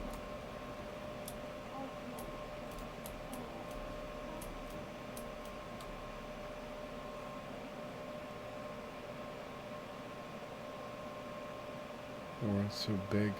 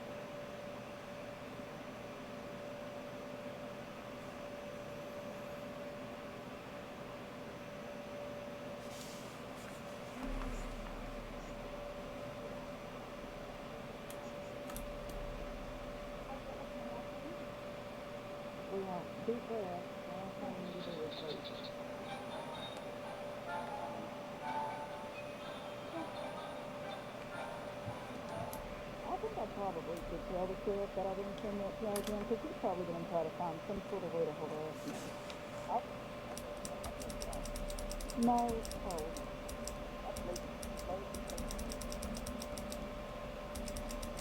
First of all, are you sure paranoid was a bad? Listen, I'm not that cool.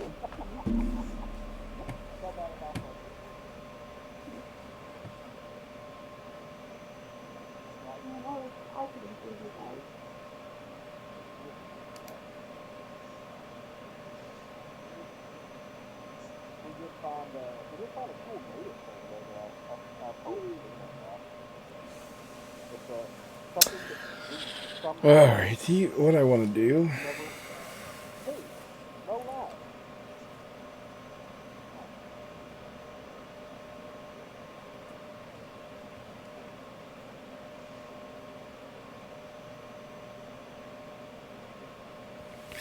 I'm gonna read this. I'm going to tell you how stupid it's wrong. I'm going to tell you in a moment how stupid this shit is. And this is why I'm just going to use it in the bed right now. Okay. Give me a moment.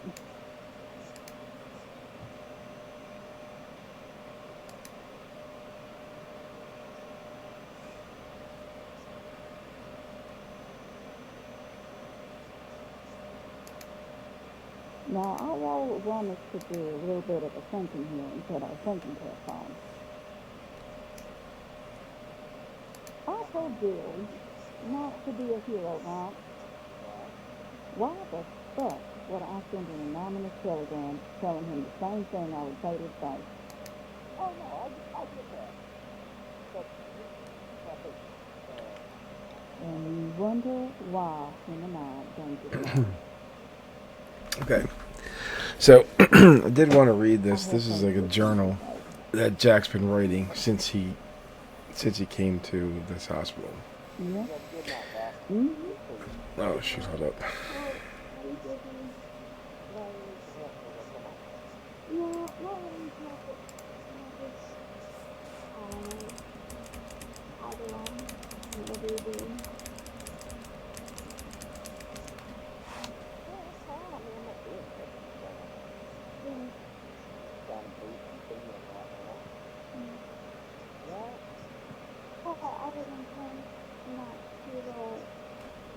Oh, here she is. Hullabaloobery. Hullabaloobery. Hullabaloobery. What does that mean? Exactly what you think it is.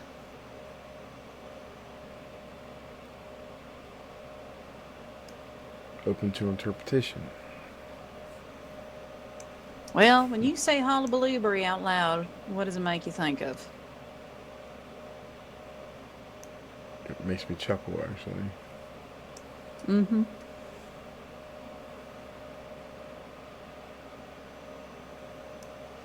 So it's like nonsense. Nonsense, you know. There you go. See? Hullabaloobery.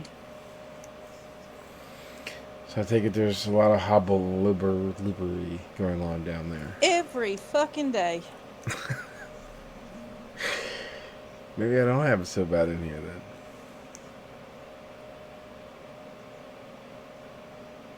That's a joke.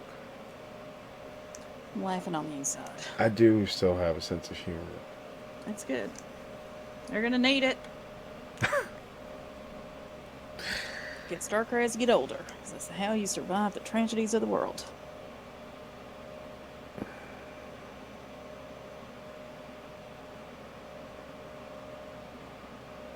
I am going to have to talk to the sheriff and undersheriff eventually. I would like to see for a plan to get you out of here. I cannot speak for them.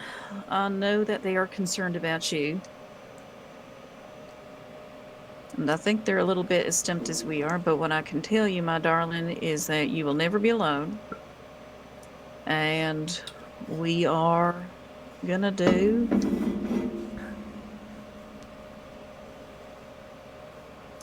what we hope to be is right. That's all you can do is two. I think our biggest concern is we don't want to see you get in trouble again. Not over this. That's our biggest concern. Because while it may not be a harm to you, it really is.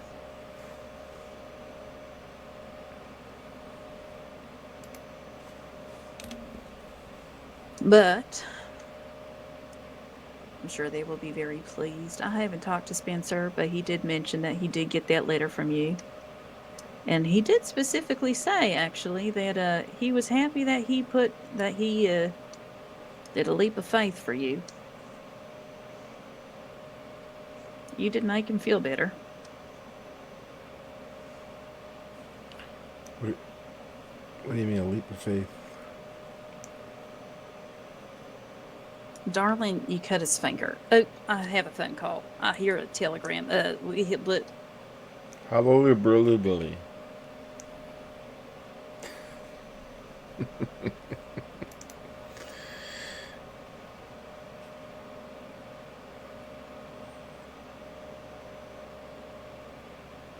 I got some. All right, there we go. Let's go back to this.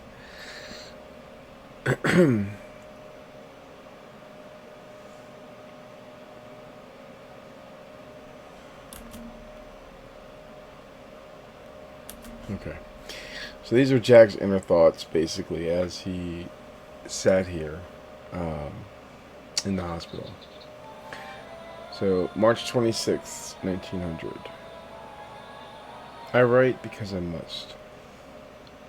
Because if I do not, I fear I should vanish entirely. There are hours I do not recall, whole stretches of time swallowed as if by some dark river. When I return to myself, my hands are not my own. They tremble, strained with deeds I cannot undo. He speaks again. Adahe. He tells me I am weak, that I would not survive without him. That he protects me. I do not feel protected, I feel imprisoned.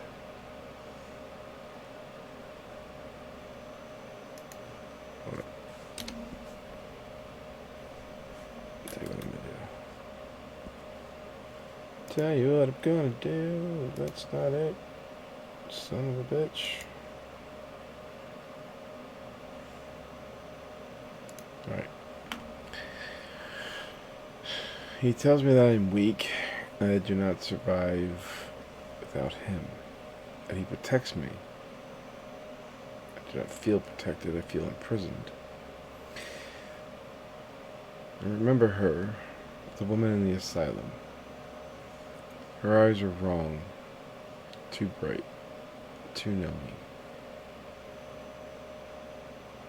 She said she would fix me. I believe now she broke me instead. God help me.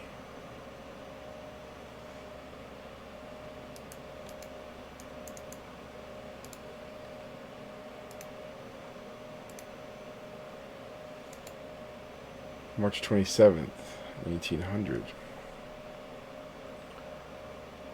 I heard him clearer today. Not a whisper. He spoke as though he stood behind me.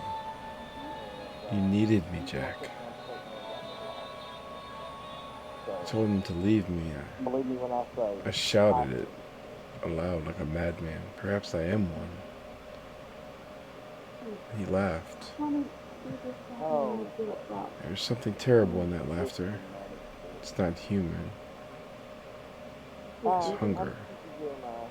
I found mud on my boots this morning. Something darker still. I do not wish to write what I suspect.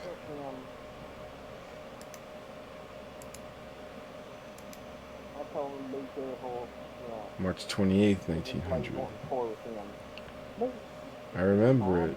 Not all, but enough. The woodsman. That is what they call him.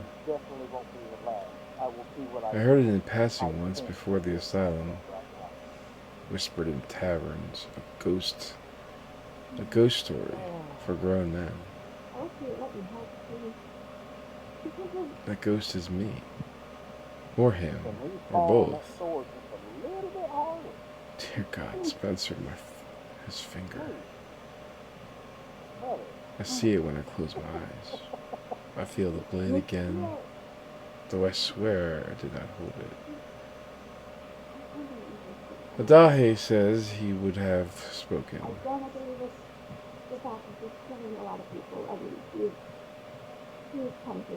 I silenced him for us. For us. There is no us.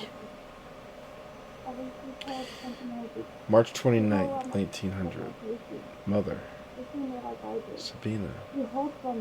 I wish you were here. You used to place your hand upon my brow when I was ill. You would say no darkness could stay there. Let me stay where love lived. You're strong. Or perhaps I'm beyond your reach. I think of Aunt Ruth and her laugh, her kindness. I cannot bear to write more. Problem is, man, Jeremiah's in full-on martyr mode.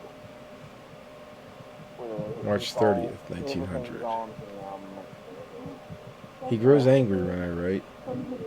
I can feel him pressing against my thoughts, like a storm battering a door. Today I pushed back, but only for a moment. But it was mine. A moment where I chose to stand, to think, to breathe. He did not like that. Careful, Jack, he said. You'll break yourself. No. I think I'm beginning to mend. No, I told him, I'm going to go to this place. March 31st, 1900. Ruth. I remember now. The gun. The sound. I did that. No, he did that. But it was my hand, my body, my sin. I fell to my knees today and I begged forgiveness from a God who surely has turned his face from me. There is no forgiveness for such things. Only the gallows. And I deserve it. April 1st, 1900. Ophelia.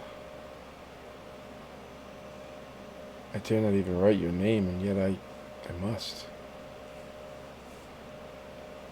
Your eyes were the only place I ever felt peace. If you could see me now, no. I pray you never do. I wonder if somewhere you still believe me to be the good man. If so, let that illusion remain. Do not come searching for the truth. For this truth wears a mask of dark and shadow. Truth carries on, carries an axe. Truth is the woodsman.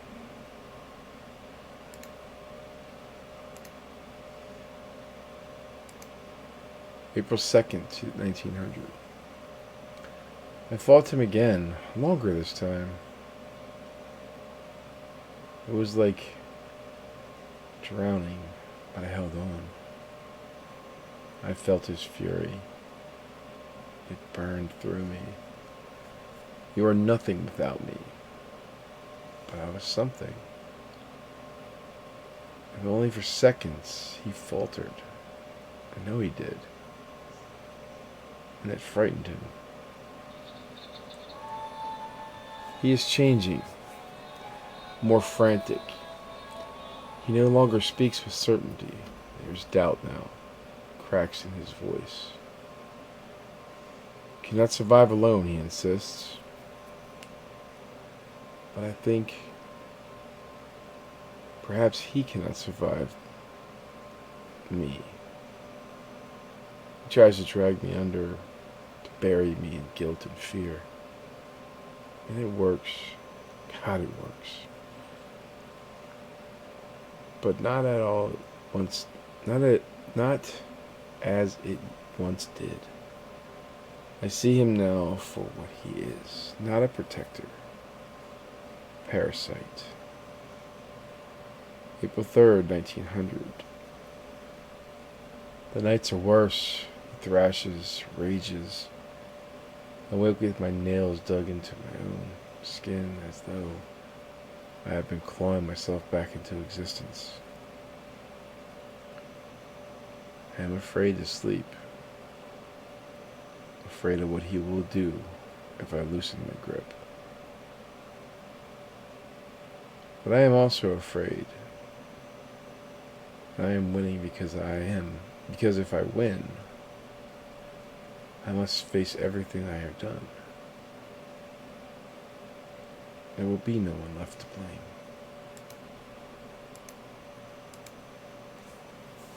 April 4th, 1900. I heard him plead today, not command. Plead, Jack, don't leave me. For a moment, I almost pitied him. Then I saw Spencer's face again. Ruth's blood. The empty places where lives once were. No, he is not worthy of pity, and neither am I. I held control for nearly an hour. An hour. Do you understand what that means? I walked, I breathed, I chased. The world felt quieter. As though a great noise had finally dimmed. But even then, I felt him watching, waiting, like a wolf circling a fire it does not yet dare approach. I think he is afraid, truly afraid.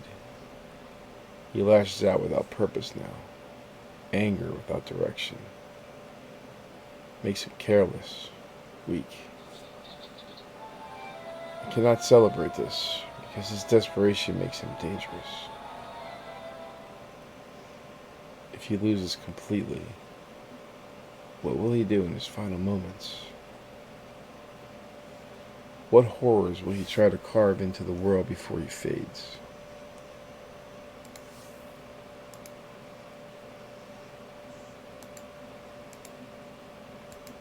April 5th, 1900. If anyone should find this diary, please know that I am trying. I do not ask for forgiveness, do not deserve it. I only ask that you understand that I did not surrender without a fight. Mother, Ruth, Ophelia. I carry you all with me, even now, especially now. And if I fail, if the woodsman should walk again, then let the rope find my neck, and let it end. Because whatever I once was, I am not certain I could ever be him again.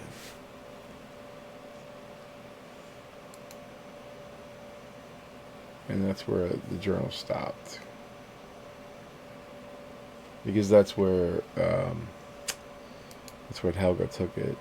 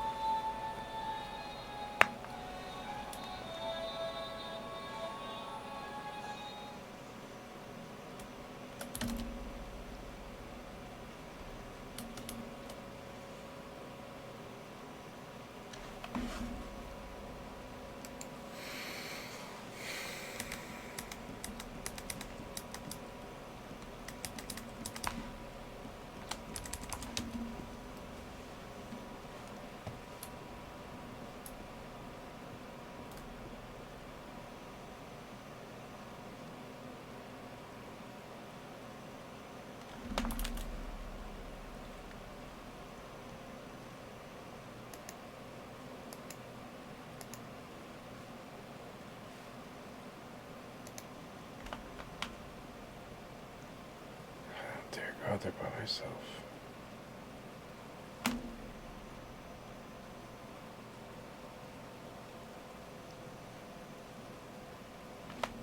What are you scared, Jack? Do you need me to go out there for you?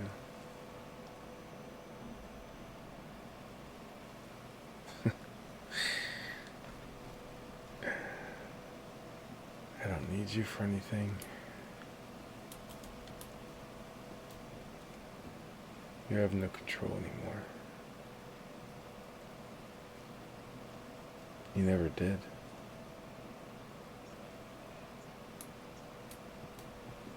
That's the thing.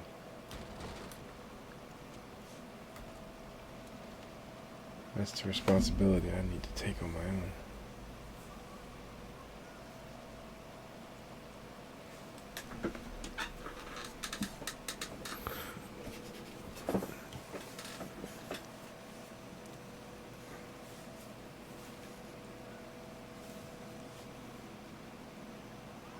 You're the fractured part of me. The part I only wish would have fallen off.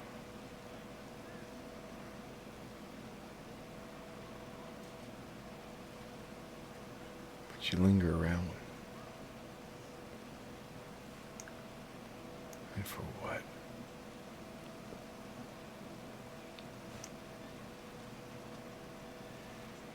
You lost.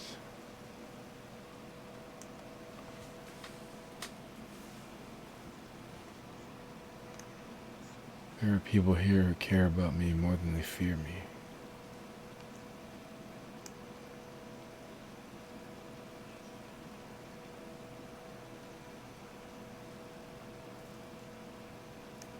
And no amount of tricks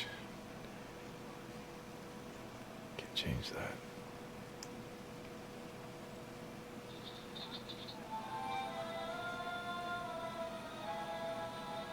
Ruth talks about gratitude.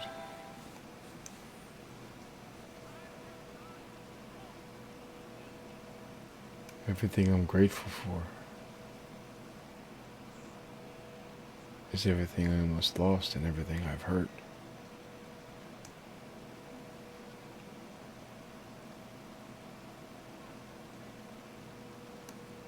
And yet they're still here.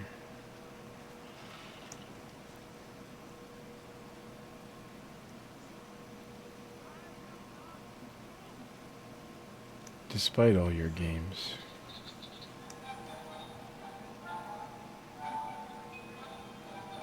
despite how you've tried to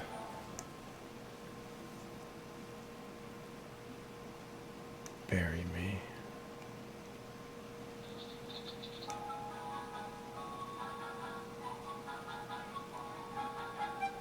and it's their love that's gonna bury you.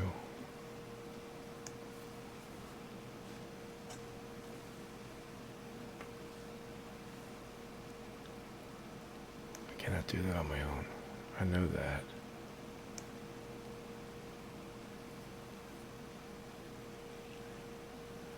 But there are people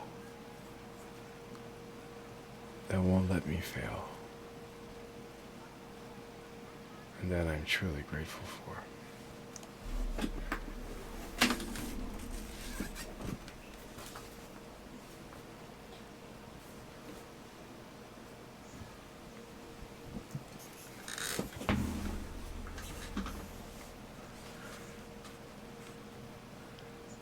I look at this world now.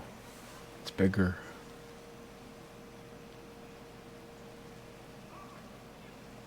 I used to think of it as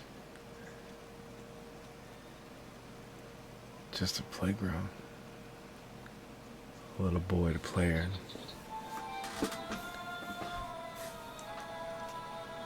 I see it much different now.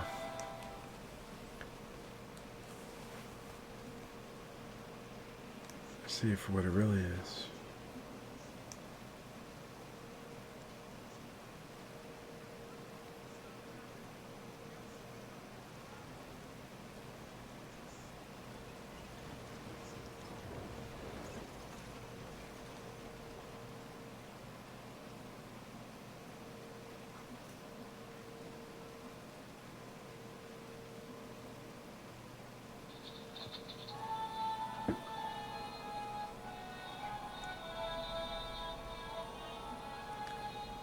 Cannot find whatever the fuck that thing is that makes that noise.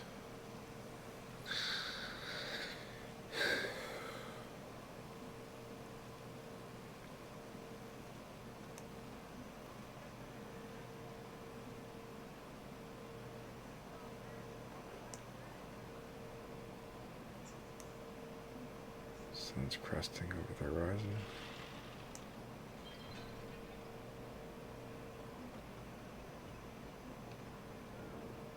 Another day. Another day you get to sit on the benches. Not allowed to play in the games. Benches in which you will sit for the rest of your life.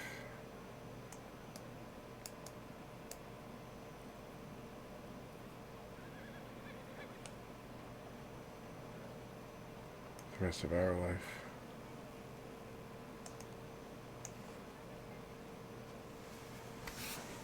I may not be able to get rid of you.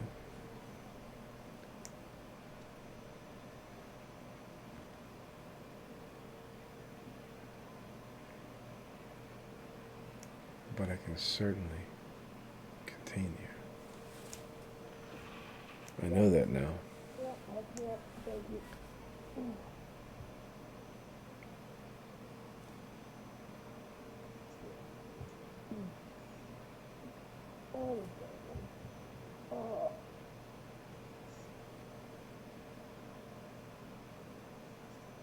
Somebody hurt?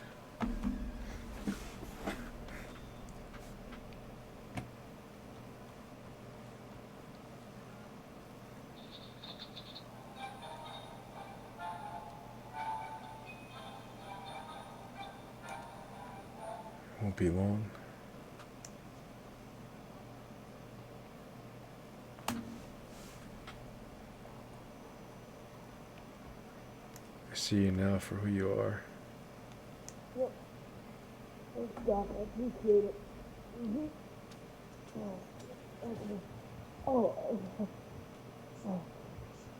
Oh. She hurt us both.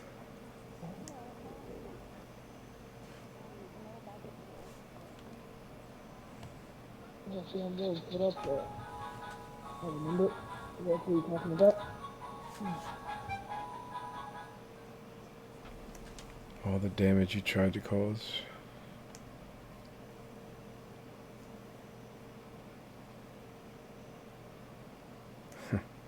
Quit walking away from me so I can give you these bandages.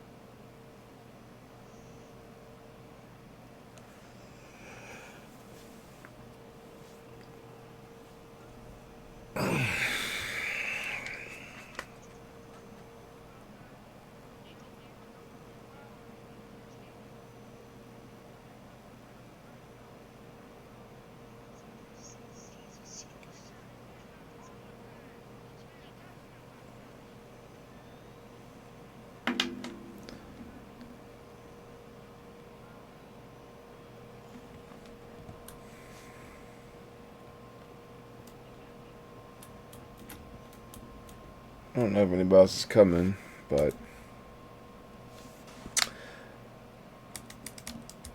I can also read some of these letters that he wrote. I can read some of these here. Ba ba ba ba ba da ba ba ba ba ba boom bing bang boom. Who did I write letters to? So I wrote one to Spencer.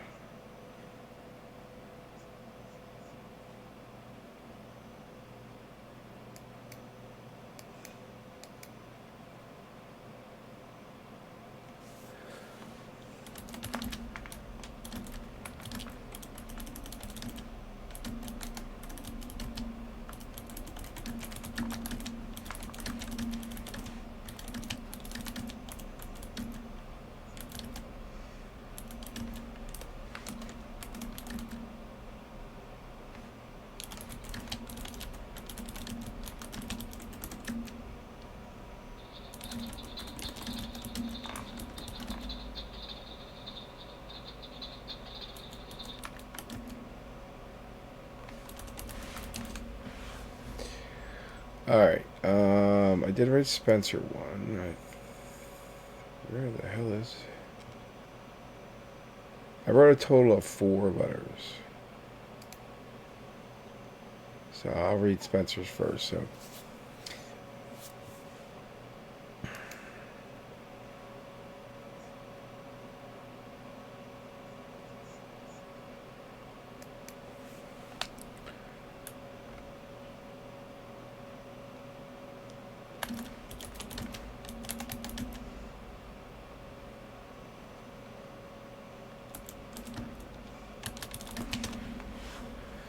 Alright, let's read Spencer's here.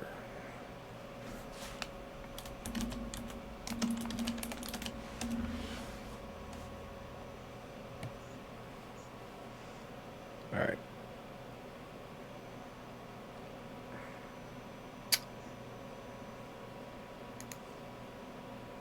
Alright.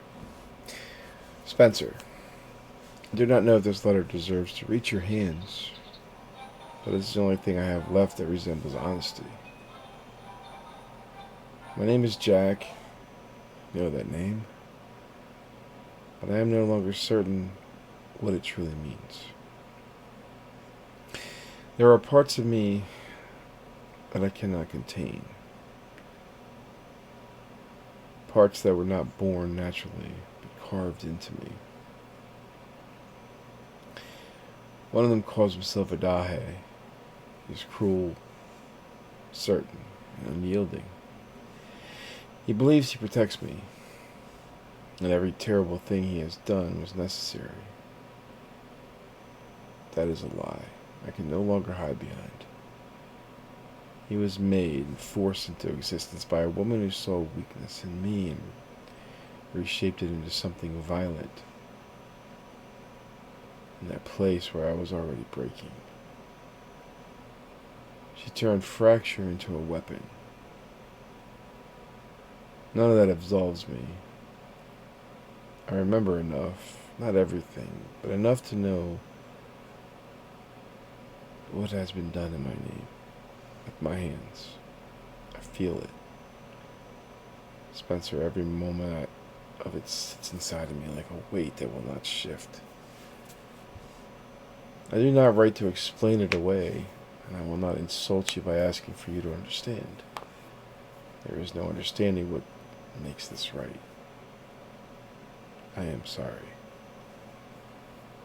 His words were small and useless against what has happened, but they are the only truth I have left. I'm sorry for the pain, for the loss, for every shadow that now follows you because of me. You did not deserve any of it. No one did.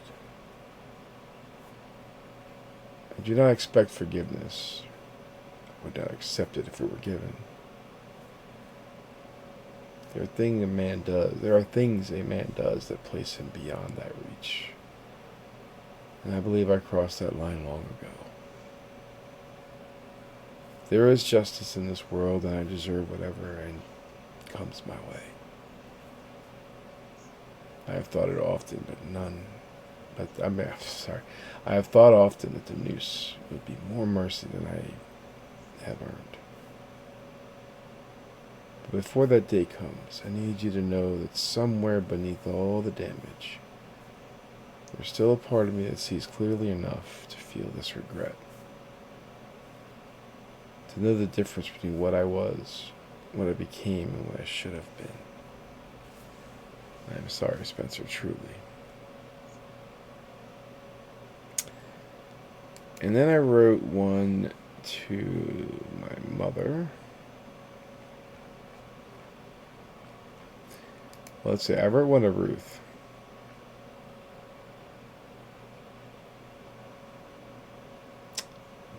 I'll read that one. Ruth, if this letter reaches you, then the world has already shown me a mercy I do not deserve. I have turned these words over in my mind thousands of times, and they still feel small. Too small to stand beside what I have done to you. I remember your voice before anything else. Not the sound of the gun, not the chaos that followed, just you. Steady, warm, patient in a way I never understood. I never understood how to repay. You raised me in ways that mattered. You gave me place in this world, and I was too broken to claim one for myself. And I repaid that love with violence. There's no excuse for that. There never will be. I need you to understand something, though. Though I say it knowing that it changes nothing, there is a part of me, Adahe. He is not a stranger to me. He is not me in the way a man should be whole. He was shaped in that place I told you about, by a woman who saw weakness and decided to carve it into something cruel. She took what was already fractured inside of me and gave it a voice, a purpose. She taught him to believe that harm was protection, killing was duty. Dahe believes he saved me, and though he destroyed everything. But even as I write that, I feel the weight of the truth pressing down. He existed because I do. Whatever he has done, it was my hands that carried it out. My finger that pulled the trigger. My life that became a weapon against the one person who treated me as anything less than human. I shot you, Ruth. There is no sentence I can write that makes that less monstrous. Every night I see it again. Not the act, but the moment before. The moment where I could have stopped. Where I could have chosen you instead of the noise in my head. That is where the guilt lies. The guilt lives. Not in madness, not in a Dahe, but in that single unbearable truth.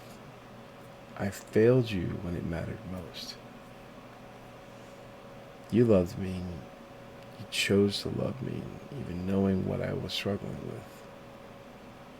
And I answered that love with fear and violence. I have tried to find some corner of my mind where I can place the blame entirely on the Dahe, on the woman who made him, on the years that I lost inside those walls. But it always comes back to me. It always should. I don't ask for forgiveness. I wouldn't accept it even if you offered it. Some things don't deserve to be washed that clean. Some things should remain exactly as they are, stained, heavy, impossible to forget. What I did to you is one of those things. If there is justice in this world, then it will find me. I feel it already, like a tightening rope around my future. I welcome it. The noose would be kinder than what I carry in my own mind, but at least it would be honest. You gave me a life, and I gave you pain. There's nothing equal about that. If you You can live your life far away from the shadow of my name. Let me be the worst thing that ever happened to you, and nothing more. You deserve peace that I could never give you. I am sorry, Ruth. I am so, so sorry.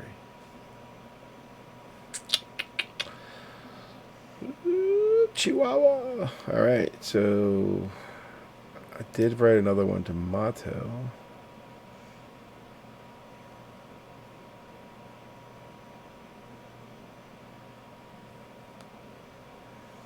So I wrote this to Mato because Mato, Jack feels like he let Mato down. I said, I do not know if Mato, I do not know if I have the right to write your name, let alone ask you to read what follows. Still, I need to say this, even if these words end up meaning nothing to you. You tried to help me find a side of my culture that I did not know. You saw something in me that I could not see in myself. Something worth helping. Something connected to a past that I already began to lose. You spoke to me about roots, about identity, and about belonging. You gave me patience I never earned. And I failed you. There isn't a softer way to say it. I failed you. And worse than that, I became something that you could have never imagined. What lives inside of me...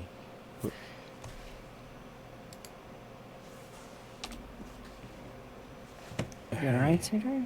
Yeah, Yeah. I was just... Mind if I'm gonna go grab this other chair over here, okay? Yeah. Hopefully. You know what? What? Oh shit, how'd I get out of this thing? What? Nothing. What? Nothing. But you were going to say something. I was going to show you something. Oh, okay. I can get up.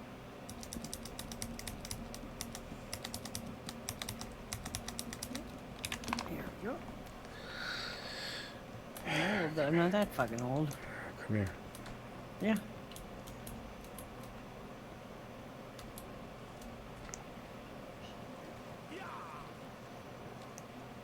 Today was the first time I came out here. Yeah. Yeah, it's a sunny day for it. Well, Ruth made me come out here.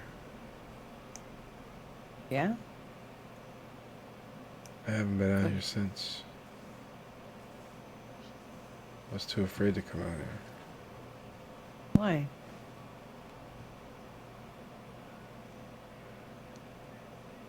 I didn't want anyone to see me. Outside, you know? I don't feel like I belong here, you know? Jack, do you know how many people love you? No, I know that. I'm not saying it that way. I'm just saying.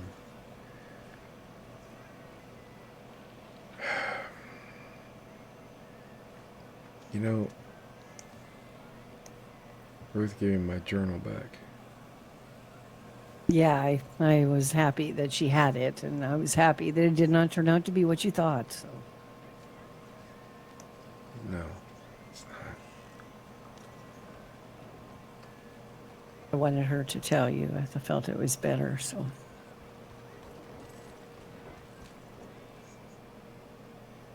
I want you to read it.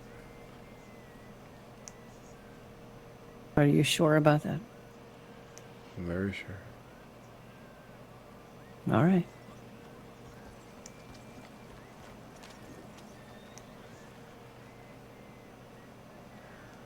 You see, I think it explains a lot.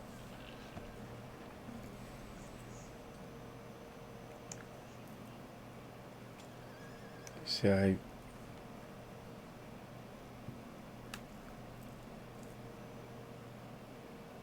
he's scared now, Mom. Good. He doesn't have the control anymore he used to. Good. I told Ruth that he's always there, right? And I believe he's always going to be there. What does she say about that? She doesn't know if that's true. Well, I would believe her. No, she is a doctor after all. See, the thing is,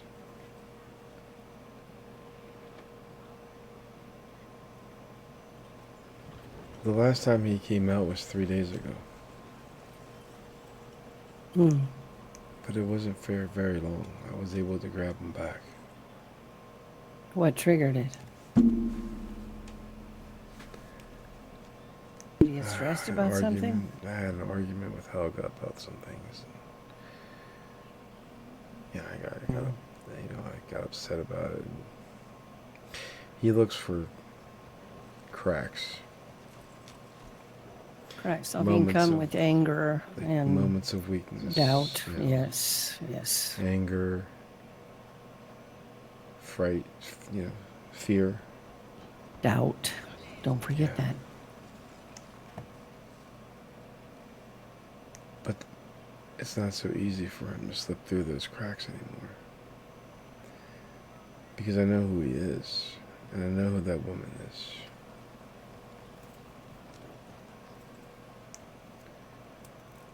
Jack, the things that woman is capable of, things she did to me. You know, sometimes I still, even though I know she's locked away, I still see her in the shadows. That shape of her in the dark, those robes, that low, rumbling laughter, more like a cackle, really. Did things to me I never thought anybody would do to a person.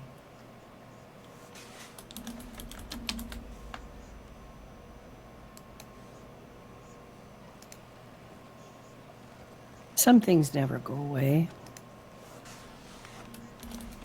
But I think you're mistaken.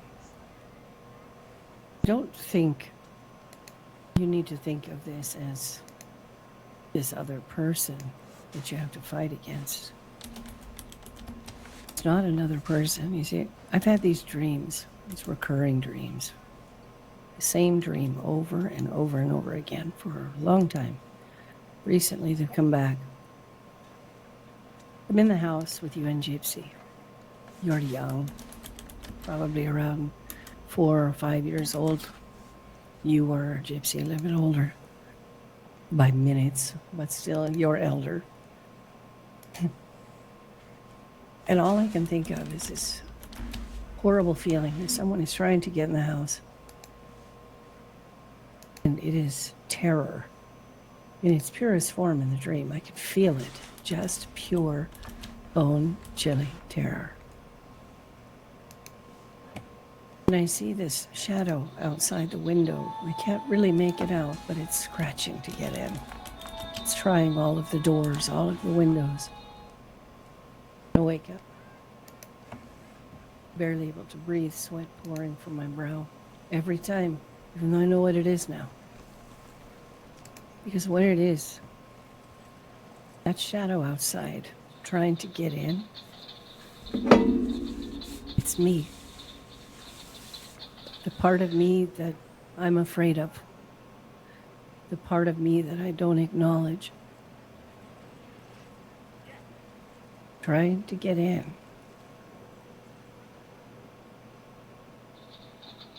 And if I knew, if I only knew, I wouldn't have been so afraid, right? Now that I do know, I still have those dreams. I still feel the same thing every time, even though I know. Maybe one day they'll stop. But you see, it's not about another person trying to get in. It's me fighting myself. Those things will always be a part of who I am. Always. It's not another person, Jack. It's the broken pieces of who we are. But they're still us. And it's okay. Yeah, I know. That's what I'm. Like, he is a part of me, you know? But I choose to not let him out. And I know, like, I'm gonna have to do that my entire life. Instead of saying it like that, Jack, say it like this. This is a part of me. And this is something that I choose. That I choose to release or embrace. It's not another he, Jack. It's just another version of you. We all have it. Every single one of us. It's just yours was nurtured by an evil woman. But if you can stop thinking about him as a separate individual, I think it might help you. It's okay to have these parts of ourselves. Because we learn how when we need them. There might come times in your life when you have to pull from the darks for the better of the people around you. Sometimes it just happens like that. Can't ever fully let go or give in.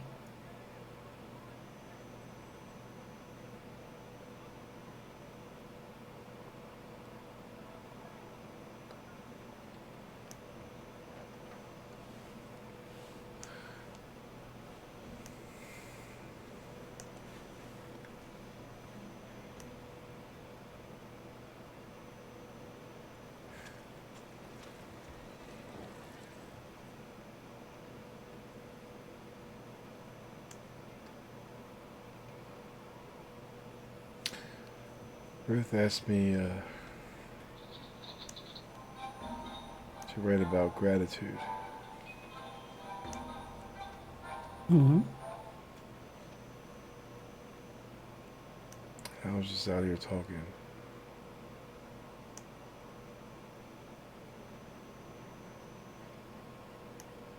I was talking to him. And I told him that he's failed. And the reason is that there are people in this world who love me more than to ever let me fail. And I think that's something that he and her didn't count on. They counted on people's vengeance. And he wanted me to see me hang, right? I'm grateful for every moment that I have. I'm grateful for every person that has been here for me in any capacity. I'm grateful for people who choose to give me forgiveness for when forgiveness is the furthest thing that I deserve. And I'm not saying that in a pity way. I'm not saying that. I'm saying that as a true statement. And that nobody would think twice if people called for me to hang, or if people, you know, took Jack, me that's out just back. not No, true. it There are is people true. here. There are people here, Jack, who would never let you hang. No, and that's what I'm saying. That's what I'm grateful for. Oh yeah, yeah. Because any other place, or any other, if there weren't these people that cared for me, then they would have succeeded. But it's the love that of these people here that offer me forgiveness that I don't deserve. And I'm not saying that, like I said, I'm not saying it for pity. I'm saying it because it's the truth. No one, like I'm saying, nobody would think twice if they were to hang me for that. No one would blink an eye. Everybody would say it was justice, and they would be right. But these people, they didn't let vengeance guide their hands or their minds. And I am truly grateful for that. I'm grateful for you.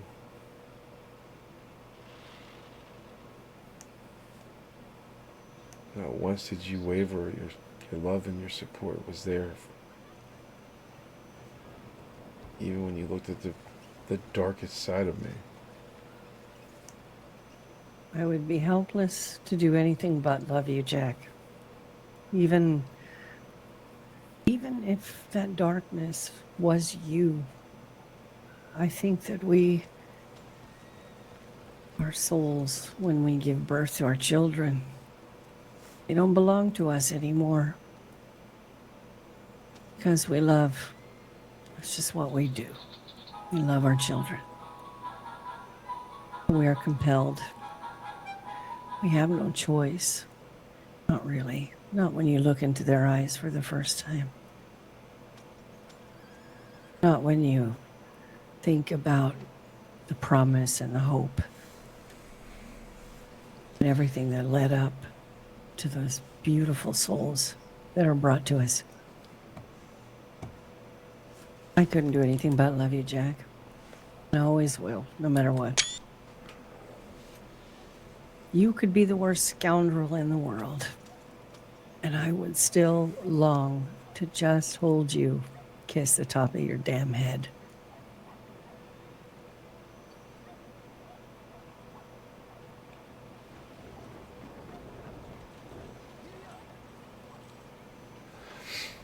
You know, Ruth asked me about my dreams. And I told her mine. And I said, I have this dream at night, and it's different every night, but it's the same premise. I'm riding a beautiful horse, you know, and I'm riding past memories, good memories. Me and Gypsy playing on the riverbanks, you kissing my head, you reading stories to us, Dad.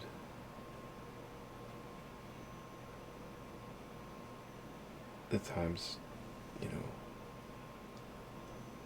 all these memories. But I'm riding so fast that they're so fleeting. I see them for an instant. And no matter how hard I pull on the reins, it's like the horse is impervious to it. The horse won't stop. And I look back, and then they fade into the non-existence. And every time, no matter what, I end up in a field, but it's empty, and I'm alone. And Ruth told me that was life. She said, hold on to the special memories. We can never have them back, though. No matter how hard we try, we can never relive those memories. You can only relive them in your mind. There's nothing tangible about them. There's nothing you can do. And then she said that field is my future. Untouched and unwritten at this point.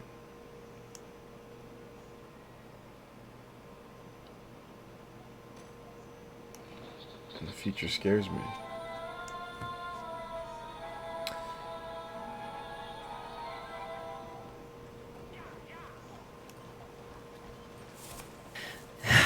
The future is nothing to be frightened of. Though I can understand, I'm afraid for the future, Jack. I'm getting older every day. To be honest with you, I shouldn't have survived half the things I've been through. I did because people loved me, people cared for me, people fought for me, even though I was as dumb as a box of rocks sometimes, the things I did. But the thing about the past and the memories that we have, the older you get, faster the hands of that clock spin until you just watch it all disappearing from your grasp. But it's always there, even though it seems like it's not. It was, to me, sometimes when I look at you like yesterday when you were just a baby. And then sometimes it seems so impossibly far away. I think it all depends on where we are in our lives. But it's always there. But it doesn't get easier. As you get older, it does. Things disappear faster, memories fade. I mean, how sometimes I get a little bit sad that I can't really recall the face of your father. It's fuzzy now. If I didn't have photographs, I wouldn't remember. It's just the nature of time. It's all backwards. The older you get, the faster it goes. It should be the other way around, in my opinion, but it is what it is. You start to realize you're not immortal or invincible. One day you look at yourself in the mirror. There are lines where there weren't. There are strands of gray where there weren't. There are scars where there weren't. It's just life, Jack. But I promise, it doesn't go anywhere. It just changes. I think the one thing I've learned in the last little bit, realizing that I have to slow down and do things differently, the one thing that I've learned, it's not the end of everything. It's the beginning of becoming something new. So even though my life doesn't exactly look at first like I thought it would be, and even though I was afraid and terrified and doubting, finally figured it out with the help of friends, Ruth a lot, the natives. You're not going to have to say goodbye to anything, Jack. Say hello to who you're becoming. And you just embrace it. Embrace the change in you, the lessons that it teaches you. Hey. Sorry, there was some sort of crisis with another clinic. It's all right. We're just talking. Just telling him about, he was talking about time and how it seems like things speed so fast away from him, and in a dream that he had. And I just said to him, it Shit, my doesn't get days any blurs slower. together. I was going to say. The older you get, the faster it goes. I mean, just yesterday it was winter, 1st of January, and now it's April. God, is it? Yeah. Shit, it is. Son of a bitch. You all right there, Jack? Or are you falling asleep? No, I'm all right.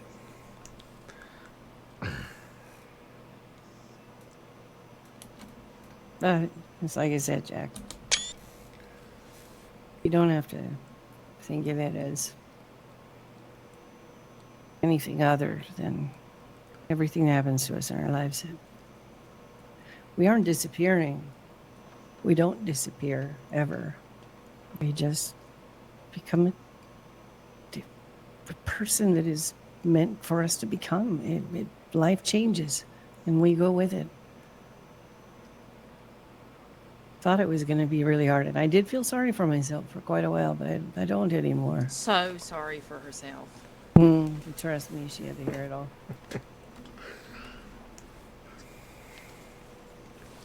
Just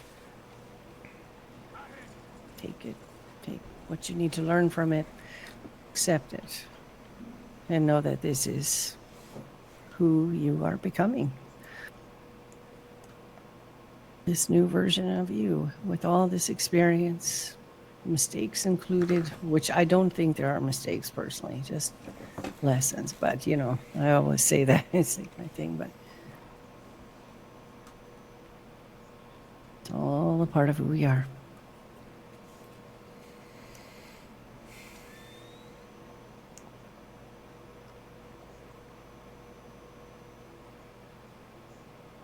It's really nice out here today. Mm-hmm. The weather's getting a bit kinder lately. That it is. There were some wolves outside of town, all over the place, apparently. Over by Lala Corn. I heard them as we rode in, so. Yeah. Well, I'm happy it's not me this time. You sounded It's a little not bears either, right? Don't get me started on that. I don't even know what this shit is with the bears. Well, Scared good of news. bears. Well, I don't know. I mean, at least I tested 3 of the wolves because people were concerned about disease. I was, but the butcher tells me that the 3 wolves that we found are not diseased. Slightly malnourished, though.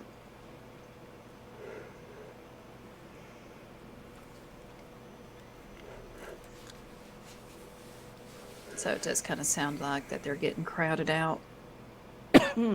Especially with all these wolves around, they're probably fighting for territories. Something's going on, that's for sure. That's why I think it's them goddamn bears. Yeah, George said something about that. Sounds like he's probably going to be arranging bear hunts next. I will not join him. Yeah, I don't really particularly. I mean, bears aren't as bad to me. The Listen, cats do not that make me scare recount the time that I had to kill a bear that was almost ready to maul you. Oh my God, one bear. There was fucking 3 of them. Yeah, I kept telling you get on a boulder, you just keep running around in circles. Couldn't get on the goddamn boulder. I was trying. I was trying. I swear to God, I was trying. I was like, Jesus Christ, I don't know if she's going to survive this one. Well, It that was a one wing that and a prayer. Yeah, it was, man. I tell you, I saw that paw, and I saw him raise that paw. The next thing I knew, I heard a blam, and there that bear dropped right in front of me. Oh, Lord. I was already thinking in that moment how I'm going to have to explain this to people. Yeah, well, luckily you didn't, huh?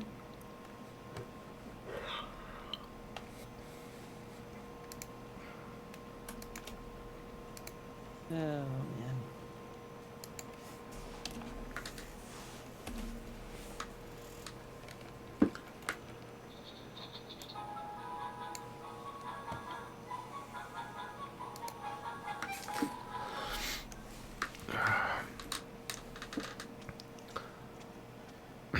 I am getting a little tired, though. All right. I think I might lay down and sleep for a little bit. All Sounds right. like a good idea, too. I love you, Jack. I love you too, Mom. And you too. Remember what he said. Jack. Try to think of it not as another person. You know, I think if you stop thinking about it like that, you might not feel so helpless. I don't feel helpless. That's the Good. thing. Good. I mean, we're really helpless in so many things. It's just identifying which ones you're not.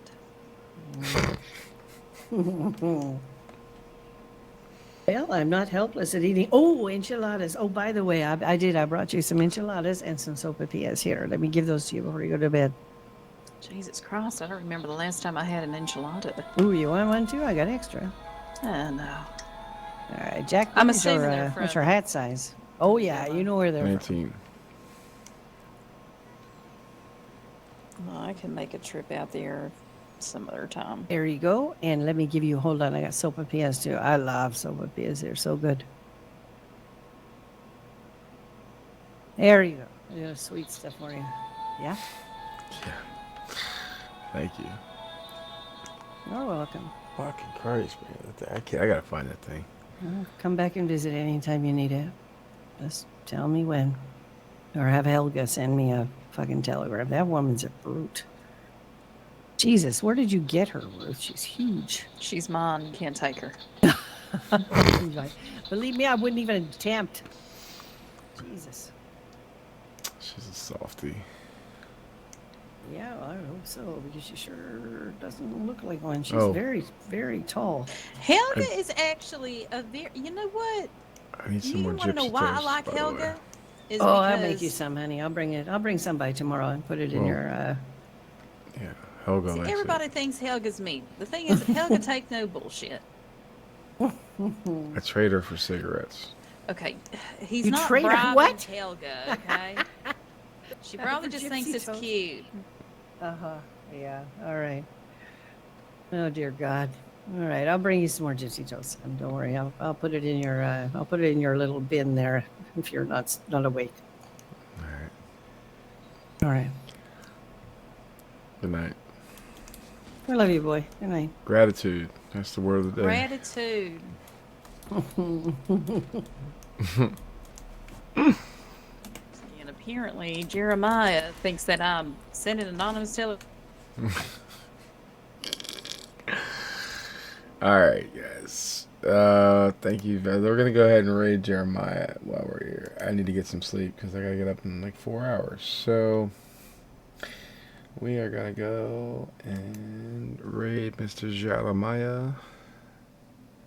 Go show him some love. I'm about to fucking pass out at this point. So let me just find this dude real quick. Agent Shield, right? Is that like all one word? I don't fucking know.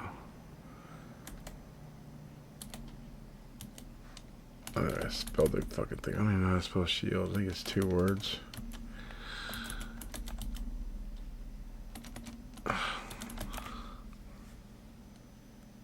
Are you fucking serious? What is this guy's name?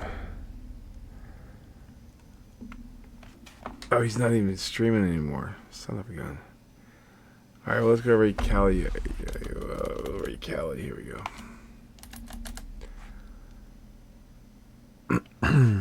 What's her name? All one word.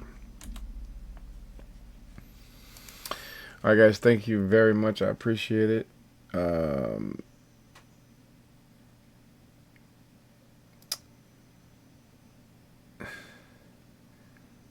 This is Angel, so I'm going to go ahead and raid her. Thanks for guys. Thanks for this is a good night. Appreciate it.